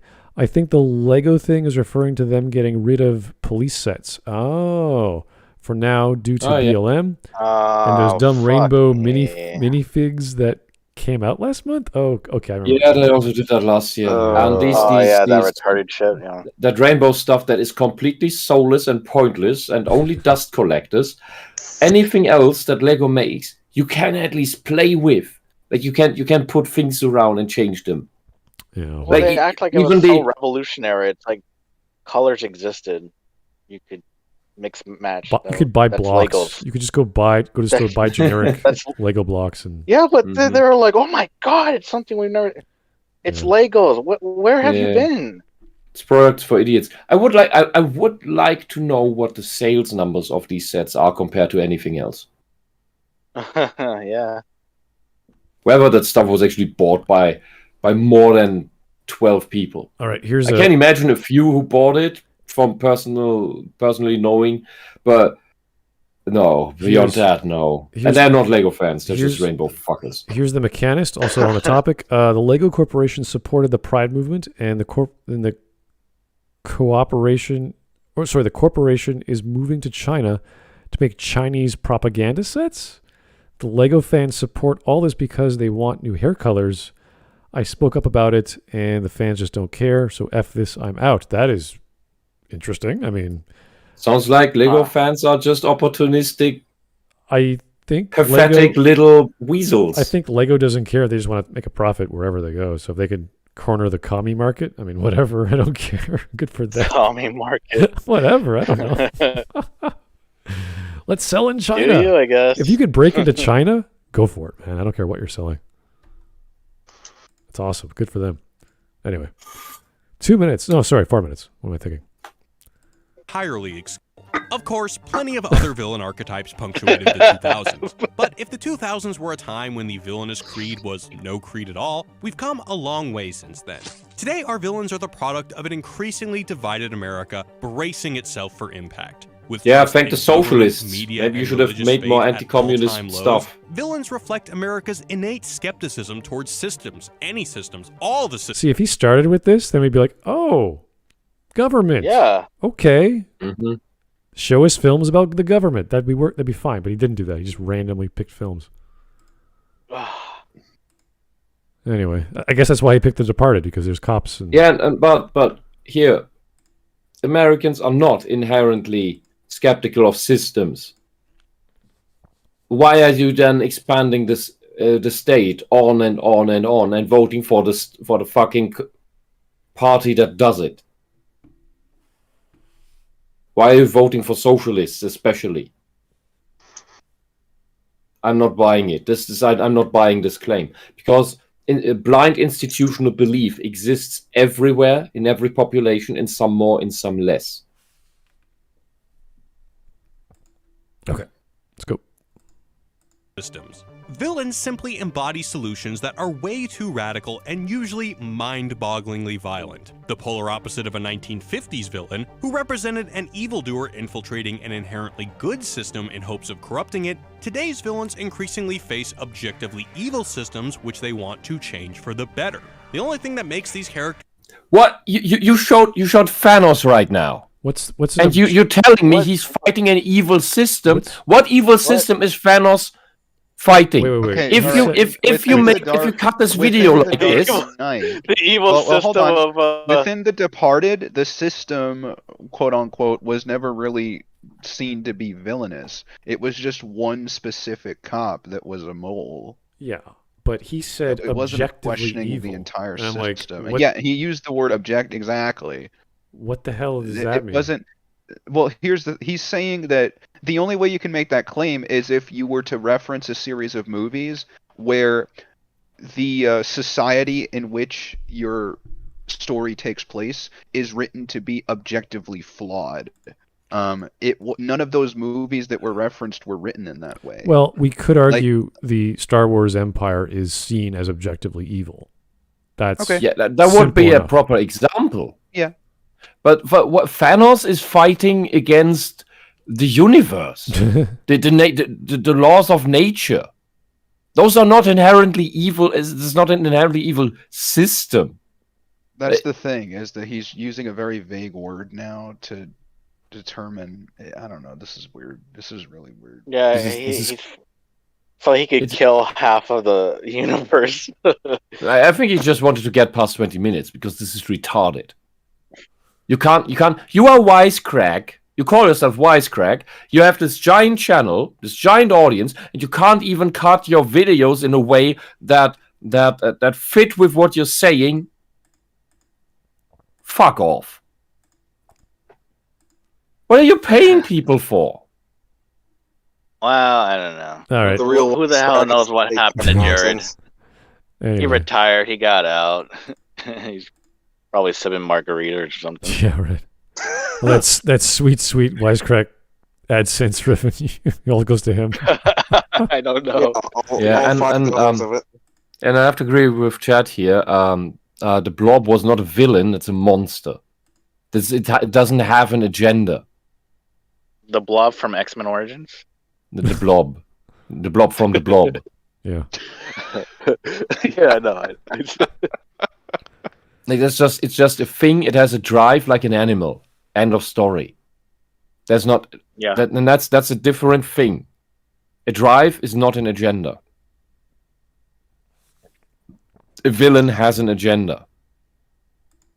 Yeah, the villain it's has just funny has a formulated goal that takes somewhat of complexity to achieve. A drive is just A to B. Hunger is a drive. The need to piss it's is the a commie drive. blog. It's a commie blob. It's the Yeah. I wonder how Jared came to that conclusion, or if somebody else made it. made Because the script blob for is him, red. and then he just read it off. The blob is red, therefore communism. Yeah. End of story. It's Yeah. just- Oh, like Anyway. Mario's cap, yeah. Anyway, let's just keep going. Villains rather than starry-eyed heroes is their means of carrying out that change. You agree to end the war on drugs once and for all. My colleagues and I receive full legal immunity. The classic caveat of, hey man, you'd be really cool if you weren't trying to kill half the world. For instance, Black Panther's Killmonger, played by Michael B. Jordan, has an entirely legitimate critique of how the world treats its black citizens and Wakanda's passivity as they suffer. In fact, Killmonger would argue that the real villains of the film are Wakandans who sit on a stockpile of vibranium while pretending to be a helpless third world country. Where Killmonger's perspective gets debatably tricky is in the means. He wants to ship Wakandan weapons all over the world and instigate a militant uprising. A racial uprising. We're on top. The sun will never set on the Wakandan Empire. Though T'Challa defeats him and stops. So the Wakandans are patriots of their little stupid nation. Whoa. No. Killmonger, however, well, the principles of a patriot lives up the principles of a country. The principles can be shit. A nationalist just follows the country no matter what. Killmonger is a racist. He believes in black supremacy. He thinks about race. He wants to uplift black people worldwide, regardless of what they believe or what they want, and wants to ship them weapons in order to subdue the other races that he believes have tortured and held black people down, with no regard to history, where black people have done that to each other for millennia, including in Africa, including the Wakandans, to the surrounding tribes. He is a nationalist to his racism and his cause. He's not a patriot. The odd thing I always found about Killmonger's motivation is that, because like he really hates white people, right? This is all because a black man killed another black man. Yeah, and to clarify, the Wakandans, it's not explained well in the movie. It's one of the many problems of that movie is the Wakandans are not sharing the vibranium because their gods told them to safeguard it. That's why they're not expanding. They're just safeguarding it, hiding it for whatever reason. It's another that's another story. It's another issue, but that's why they're walled up. That's what they hold true to. But somehow it was like a perfect critique or whatever Jared said. Oh well, you can make because you can make the argument because all of Africa is like shit for millennia. Then their poor brethren outside are killing each other, enslaving each other, and then selling each other to the Muslims, the Arabs, and later on to the Portuguese. And the Wakandans just sit in their super high-tech towers and go, oh, this is good rhino milk today. Oh, that bouquet. Like, yeah, that does come off a bit douchey. And then you get the Killmonger who grows up in this bullshit US slum where his dad gets killed or something, or whatever the plot was, and yeah, because he was trying to help African Americans in California, and was it California that they lived in? I don't know, but it was Compton, I think. Yeah, and then his father finds out, and then I don't know. I guess Killmonger's dad tried to attack him, and then I think it had to be he had to be put down for Wakandan law because he was revealing secrets of Wakanda or something. No, they were. I can't remember. I think they were just gonna bring him in, and he didn't want to Okay. be brought in. Okay, I only saw it once. I I'm could be sorry. wrong. Yeah, no, I could. And be wrong. I don't intend to watch that movie again. It's so full of shit. Yeah, but the thing is, Killmonger grew up in the United States, full of this bullshit racist propaganda, where he thinks black people have been oppressed throughout history by other races, and nothing else, no counter narrative. Then comes to Wakanda and thinks he needs to uplift the black race with the treasures of Wakanda. Yeah, that's kind of both are stupid here. You can criticize Wakanda, but Killmonger is an absolute asshole and idiot. Furthermore, after he got the magic potion that gives him the magic powers, he destroys the flowers that make it, that make the magic fruit, which is the common thing that tyrants do after they get into power. They remove all the ladders and close all the doors behind them that allowed them to get to that place. Yep. So he is the bad guy. You can't argue around that. That whatever drives him, and his drive is even bullshit. Nothing about Killmonger is good. He is more misguided than Thanos. Thanos is just dumb. But Killmonger is a loon. Well, what's funny is that T'Challa kills him, and that inspires him to take his I guess philosophy to heart. So he goes to America in the Compton to open some sort of facility for them or something, so he could help them out. Oh, and thanks, Chad, for reminding me of these last words of Killmonger, where he said, "Let me die in the ocean like my ancestors." Like, dude, your ancestors are Wakandans. They probably never even got to the fucking coast. Wakandans were never enslaved. Like, this is so retarded. This movie is so fucking retarded, propagandist bullshit, and the people in the US gobbled it up. Like, yay, awesome, so awesome there. Like, they have no brain cells. Yeah. The white people. Which means they sadly prove the point of those who criticize the urban black Americans, because that's mainly the issue, that they are dumb. When you gobble up this movie, I'm sorry, whatever your skin color is, you're dumb. You didn't think anything through. You didn't understand anything that was happening. You just saw nice pictures and black people doing monkey noises, and you cheer to it. Oh. Hey, what the fuck is wrong with you? And as we see, this is always important to note. I think it's Nigerians that emigrate to the US don't have problems. They majorly succeed because they do not buy into this Democrat Party bullshit that keeps you down, that makes you live on government handouts, which is essentially a form of enslaving you, because all they want is keep you dependent to get your vote so that they stay in power.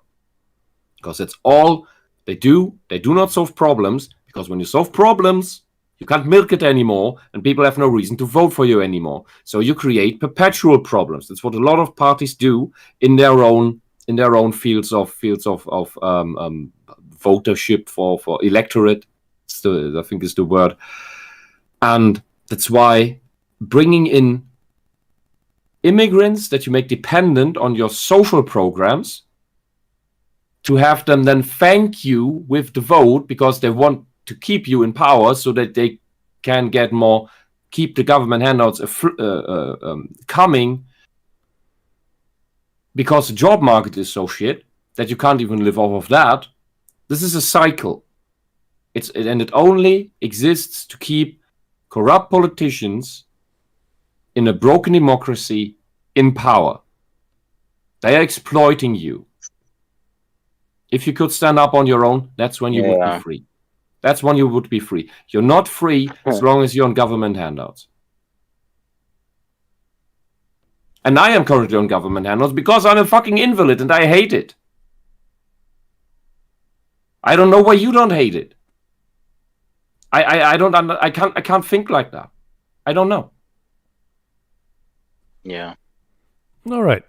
3 more minutes left. 3? Oh boy. Yeah, almost done. The scheme does go to the UN to admit Wakanda's real capacities and even establishes a Wakandian outreach center in Oakland, suggesting an end to Wakanda's isolationism. So Killmonger's radicalism actually brought about a less radical but positive change in policy.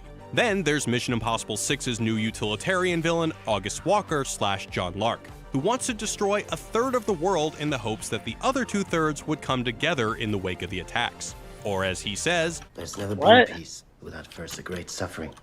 The greater the suffering, the greater the peace." Or Infinity War's Thanos, who wants to kill half of everyone to solve resource scarcities that plague the universe. Or Incredibles 2's villain Screenslaver, who uses hypnotic screens to mind control her minions. Her personal beef with the system, that the endless repackaging of life into consumable media has made us all lazy, passive observers, and that superheroes are an integral part of the equation keeping us docile and meek.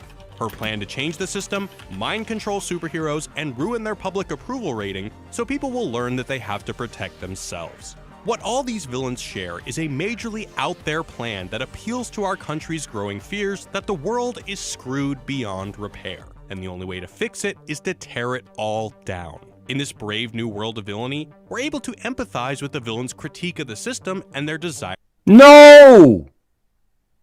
How do you empathize with I forgot what her name was from Kingsman 2, Golden Circle? How do you empathize with her? Poppy. Yeah, how do you empathize with Poppy? How? What was her stupid plan in that movie? She's poisoning people worldwide with a drug that will kill everyone unless they get the super vaccine. Super vaccine. Yeah. I'm sorry. Well, the plot of Kingsman 2 sounds a lot like the not so nice theories about coronavirus, which is always funny. Like God, I wasn't even thinking that. It's been so long since I've seen that movie. Yeah, but there's other things like the Moonraker plot essentially describes the insane plots of the people who put up the Georgia Guidestones, which is all this reduce population to 500 million and to remake humanity in its own way and so on. That's the Moonraker. It's essentially the Moonraker plot. Mm-hmm. And just you have all these old movies that are very much in parallel with certain other world events. Wherever they get the inspiration from, I don't know. Yeah. Maybe art imitates life, life imitates art. That's why I sometimes think Titania McGrath is as much as that is a parody account. Titania McGrath it looks like that account gave a lot of ideas to the SJWs, because it was always weeks and months later that they did the very things that Titania McGrath spewed out on Twitter. Yeah, that's insane. Yeah. Oh, chat says I'm being too loud. I'm sorry. Did I get too close to the microphone at some point? I'm sorry. I thought you were good. Okay. Yeah, but that plot, unbelievable. Thanos burn down the world, kill half the people for what reason exactly? They'll repopulate in no time. What the fuck's your point? Like, have you seen the population growth graph? Is that he seems to be making the claim with no basis whatsoever that he doesn't even understand. He's making the claim that these are villains that want to radically change something using extremely radical means, and my claim is that It's because of cultural changes in how we believe in the system. That's quite a claim. And he doesn't bring anything to back it up. I don't know how Thanos pertains to that. Like we're talking about He doesn't. I know. We're talking about With resources. Thanos, we talk about laws of nature and the way that population growth has been predicted means that we don't need any of these humanity culling bullshit plots that I am pretty sure some very powerful people do believe we need, because all that differentiate power doesn't mean that you suddenly are a rational good person. You can still come up with really stupid ideas and want to enact them. The problem is that powerful people have the means to enact them. That doesn't mean that that's an evil conspiracy. It's just that some people get too much power, too much money, and then they think, oh, I have this crazy idea, and I have the means to make it so. Yeah, that is what a villain or supervillain would even be. However, Thanos, nope, doesn't work. He's not fighting against the system. If he wanted to, he had the Infinity Stones. He could have rewritten the laws of nature, that the universe works differently in some way, that whatever he fears isn't going to happen. However, as I trailed off from population growth projections, is that humanity will likely cap at 10 billion. The reason for that is that when first off, we have enough food production, we just fail to distribute it. We throw most of it away. Most of it is just stacking up in the supermarkets so that the shelves look good. Most of the stuff in supermarkets is thrown away. It's a real sham. Furthermore, real famines aren't really happening anymore, since we have wonderfully genetically engineered crops like rice we can plant in very dry areas, and the other famous one that there was even a show made about them was the pineapples that could withstand freezing temperatures and still grow. Things like that. We have these things, and so we have local production that works better, and then we have other issues with reproduction rates naturally go down when you have certain factors in place. That is low child mortality, which you get naturally by food, healthcare, basic, not super cancer treatment healthcare, but basic healthcare, just the basics.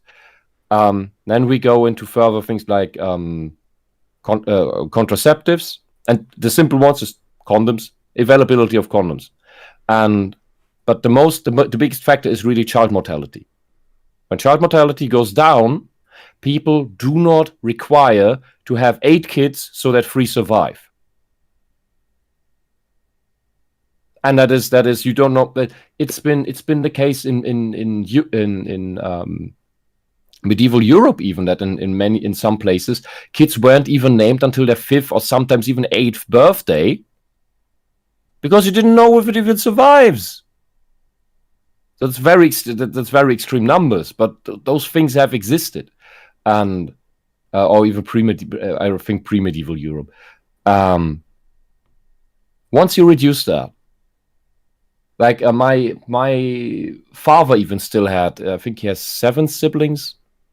My grandma had 5, I think. I'm not entirely sure, and that you're a single child, or that you only have 1 sibling or 2, that's a very, very modern thing. It's extremely, that's an anomaly in human history. India has dropped down to these levels long ago because it's been developed. So next things you add is basic education. Okay, then you have basic automation. Like you get I count into that basic infrastructure.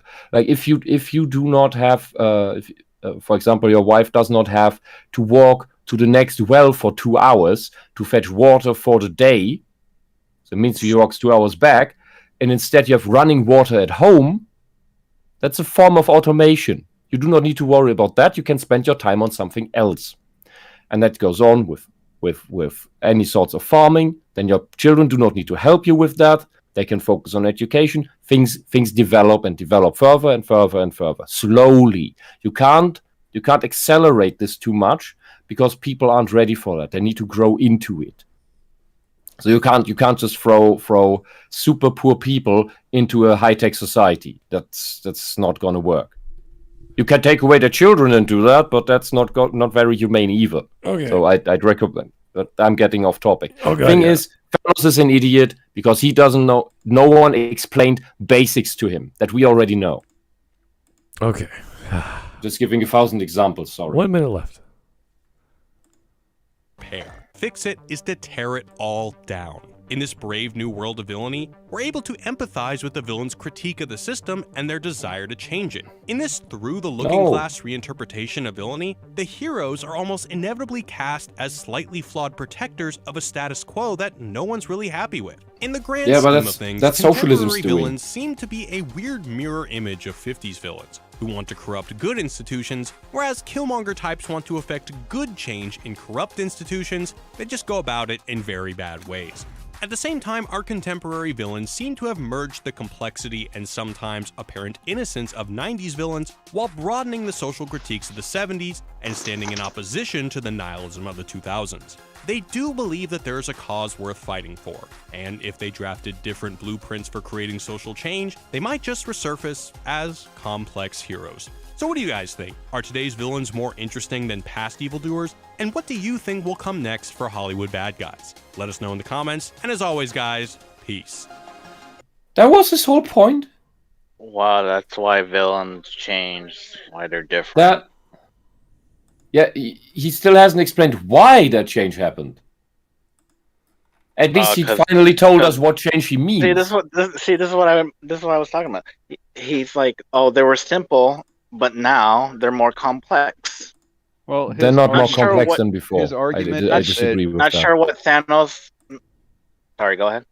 His argument is that those characters are considered sympathetic by people because he thinks most people don't trust systems, and therefore that means we're more likely to empathize with those types of villains. But he didn't really give any evidence to suggest that's why there are villains like that, and we don't really. I mean, I could see their point, but I'm not sure how I can empathize with Joker or Thanos or. Statistically speaking, that's wrong. Killmonger, right? Yeah. From the stats we got from the Verhoeven Institute, most people do trust systems. They do trust the institutions, which is a problem in itself because that reduces cleaning up corruption. You can use Joe Biden's presidency. All right. Anyway, let's get on to the stream memes. We have a lot. I tear everything down. Yeah, but we haven't the reason that these villains are written like that because Killmonger doesn't have good ideas. He doesn't have a good goal. He doesn't have he hasn't understood the situation. It's not just that's the thing with these Marvel movies. They treat it shouldn't work, but they act like it does. That's what's always weird about this.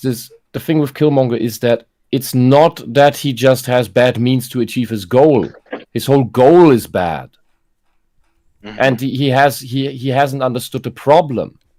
That's why he's a villain throughout, and not a sympathetic villain. It's only if you yourself do not understand the world any better than Killmonger because you only live in propaganda.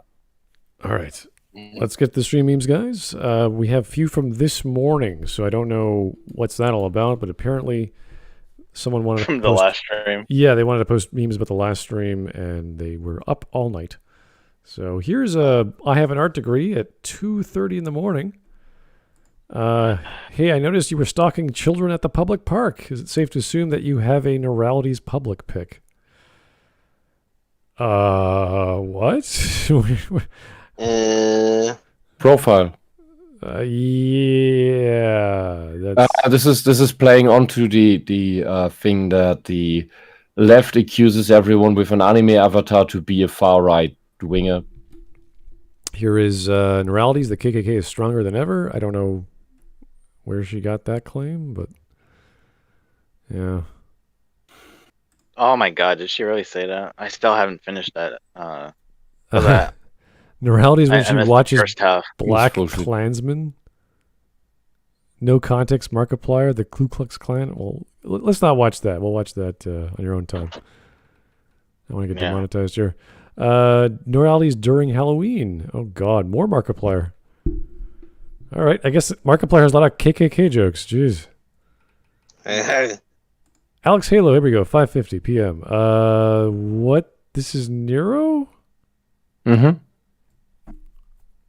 Isn't that just? It's both Nero. Yeah, I know, but isn't that just Arturia? No? Green eyes, blue eyes? Oh, I guess green eyes, okay. Would you smash Nero? No. No. Alrighty. Oh God, what am I looking at? Google Nero Claudius, and then we have images. Google search Nero Claudius. We have all the Fate versions. So it's sort of similar to the Francis Drake. This is how historical revisionism really works. Just Alex Halo using Google. Thanks, Alex. Anime. Captain America says there are no good commies. Okay. Mm-hmm. Thank you, Matthias. Friends. I mean, the good ones are dead, right? Yeah, if there are good commies, they get killed by the revolution. Oh. Here's Francisco Bordo Copolino. Wisp looking for the pause button. What the hell? What is happening here? Yeah, today definitely. Gorgeous Rex, the trees speak in Vietnamese. Shoot or something. Oh. Wisp trying to find the pause button. Useless. Nothing's working. Gorgeous Rex, aren't you a funny little guy? Yub. We will seize the means of production from the imperialist running dogs of capitalism. What? Mm-hmm. The Vietnamese, okay. Wizard Mateus, embrace Canadianism? What? Huh? What's Canadianism? I would have. Well, you should know, Smud. Yeah. Really? What the hell is Canadianism? We drink beer and have really bad winters. There you go. And you praise Fidel Castro. Oh. That cunning Adolf Kuhn. His mustache is too short to twirl. Uncle Joe reacts to Operation Barbarossa? Okay. Yeah, it's why Adolf couldn't be identified as a villain. He had no beard. Did he actually wear white? He deliberately kept his beard short, and so that he couldn't wear a mustache, so no one could figure out that he actually was a villain. Alex Halo, freedom intensifies with... Who the hell is that? The best girl from Madoka. That's Madoka Magica? With a shotgun? Well, she throws bombs normally. Okay. America. What's freedom? Yeah. Anime's freedom. 2 exclamation marks. Alex Halo again. This is how villains are different now. If there's one thing Disney taught me, it's that lime is the color of evil. Oh, interesting. Fair enough. Mm-hmm. I tend to think of the Joker in the animated series, but yeah, okay. I gotcha. Let me break it down for you. When you have a villain, they are evil, but when you have a hot villain, they're just misunderstood. How is Loki hot? Please, someone explain that to me. He's got a nice smile. He's just a sleazy guy. He's got slicked back hair. I don't know. Tom Hiddleston. With that kind of smile tells you I did something bad. I will do something bad again. If you go out with me, you will have an STD. Please forgive me. An STD from an Asgardian? Okay. All right. Here's villains depicted in the past: Skeletor, Hades, Venom. Villains depicted now: average white men. Okay. Yeah, Well, no. yeah, like John Walker, and he didn't even do anything wrong. Oh God, the Blob is ready to He seize the didn't means of even- production. Oh. Oh God, yeah. Hey, at least the You hero just villains call. of the Bond movies were good. Yeah. Oh, yeah, that's a much better video. What happened to our villains? The critical drinker. Mm-hmm. And Yeah. then the video Yeah. today. Yeah, and the villains did change. I didn't finish that point. The villains did change because the socialists rewrite it in a way that the actual heroes look like the not so good guys standing in the way of progress, which is what the villains are doing, as they are struggling against the enacted conservative system, and that while they're trying to tear down the culture in this cultural revolution. Yeah. That's why it's all shit. That's why the villains don't make sense, and the heroes are they try to make them look like shit. Falcon and the Winter Soldier was a good example of that. I mean, we talk excessively about how I keep forgetting his name. New Captain was actually quite a good guy. John Walker. Yeah, John Walker. Yeah. Here is Baboom. Name is Hades, Lord of the Dead. Hi, how you doing? Literally the best villain in existence. I would at least say literally the best Disney villain because there is no contest with him.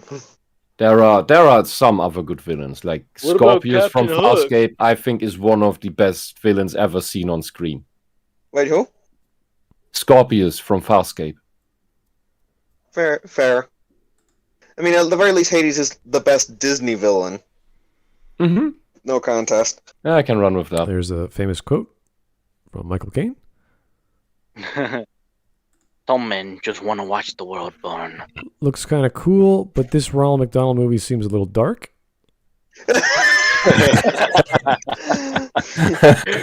Alex Halo, non-anime. Look out. Yeah. But this, all those four are Psycho's Jared. None of them relatable. Yep. Pretty much. Yep. Half of your You have to be a ancestors. psycho to relate to them. Half of your ancestors are Wakandan, and if they died of crossing the ocean, how can they be your ancestors? I thought is he just half Wakandan? Was he referring to slaves that died in the ocean? Like, what is he talking about? I don't like. So his dad had a non-Wakandan woman, or what was this? Maybe. I don't remember the movie saying that anywhere. Well, it has to be because, where is the mother? I think that was the idea that he fell in love with an American woman, and They should have said that. I don't remember that part. I don't know. I mean, I'm just going off of the stereotype of the kids from one place raised in another discovers his heritage, that kind of thing. So Yeah. apparently, Canadianism is extreme politeness. I mean, in some respects, I don't know. that's not wrong. We've got some pretty big jerks. Do you guys leave your doors unlocked? No, we lock our doors. We're not crazy. We got crime. You have crime down there? Really? Down there, up Down? there, yeah. Up, What? down, left, right. I guess. We have more crime. Sorry, I forgot. You said earlier, or you said on a past stream that like they burned down the statue or something, right? Yeah, they're putting down churches. We have more crime in New York. Jesus Christ, dude. So we have more crime in Toronto than New York. So, But in that totally perfect and unflawed movie by what was his name? The Bowling for Columbine fat guy. What? Huh? The guy who made the movie. Bowling for Columbine. Yeah. Which movie? Wait, what are you talking about? Bowling for Columbine. Oh, okay. Michael, what's his name? Michael Moore. Michael Moore. I think it was in that movie where he went to Toronto, the town on the other side of the bridge. Niagara Falls. There's Niagara, and there's like Niagara Falls, and it's split between America and Canada. Okay. He just went to the other side and then asked the people and checked, and allegedly they all had their doors unlocked, while on the American side there's big crime problems. And that gave the impression to lots of people, because the movie was watched worldwide by large audiences, that Canadians leave their doors unlocked because it's so safe and nice in Canada. Not lately. You wish. Yeah, not lately. Not for the past 15, 20 years. Even then there was crime, so I don't know what the hell.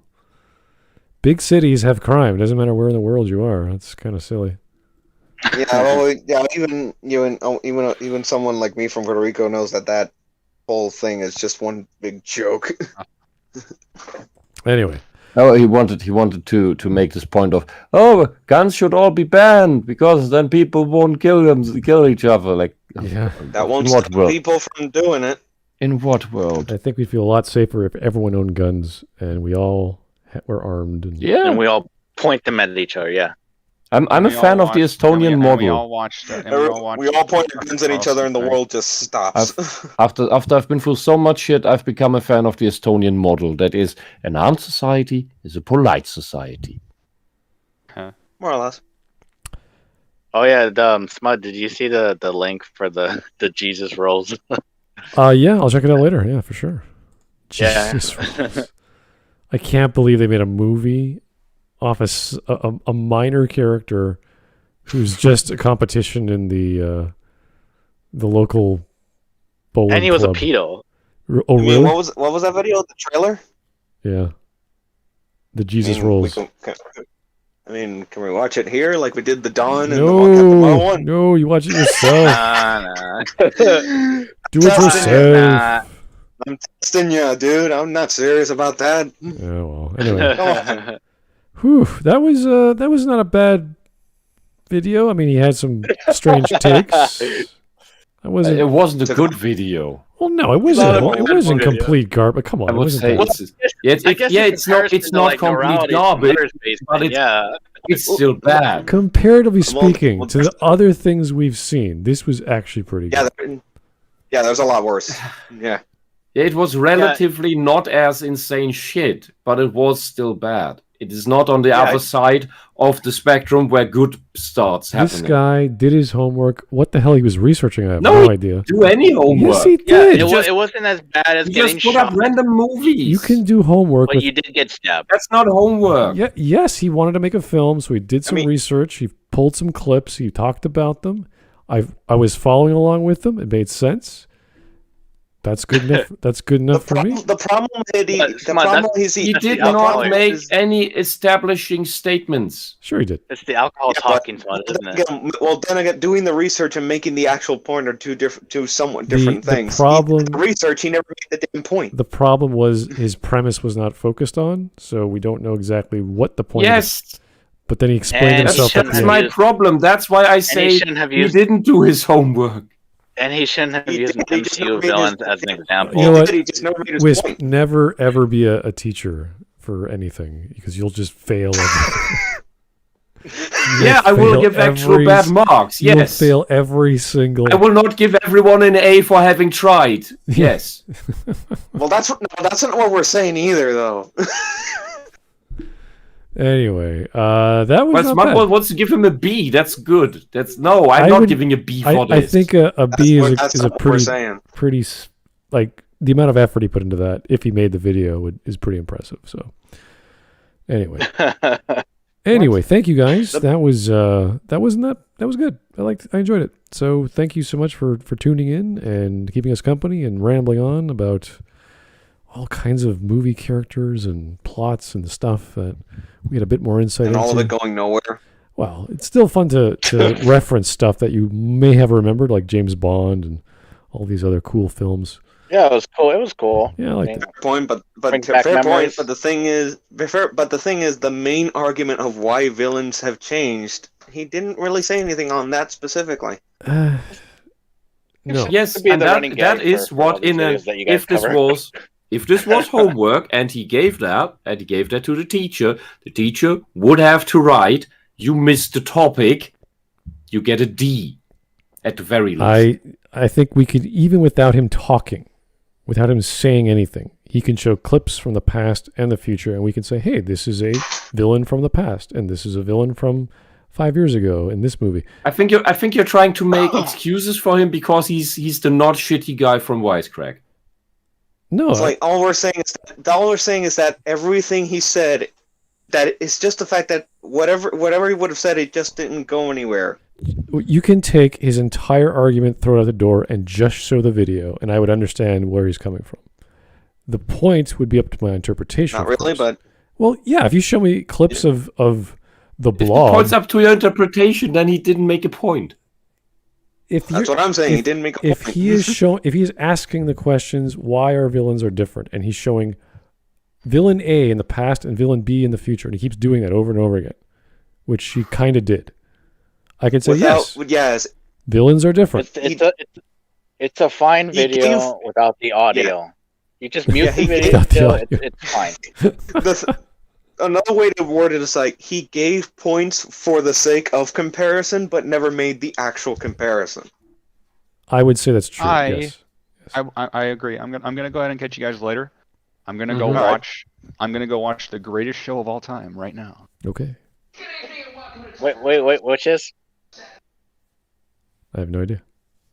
Oh. I guess we'll never know. Majide?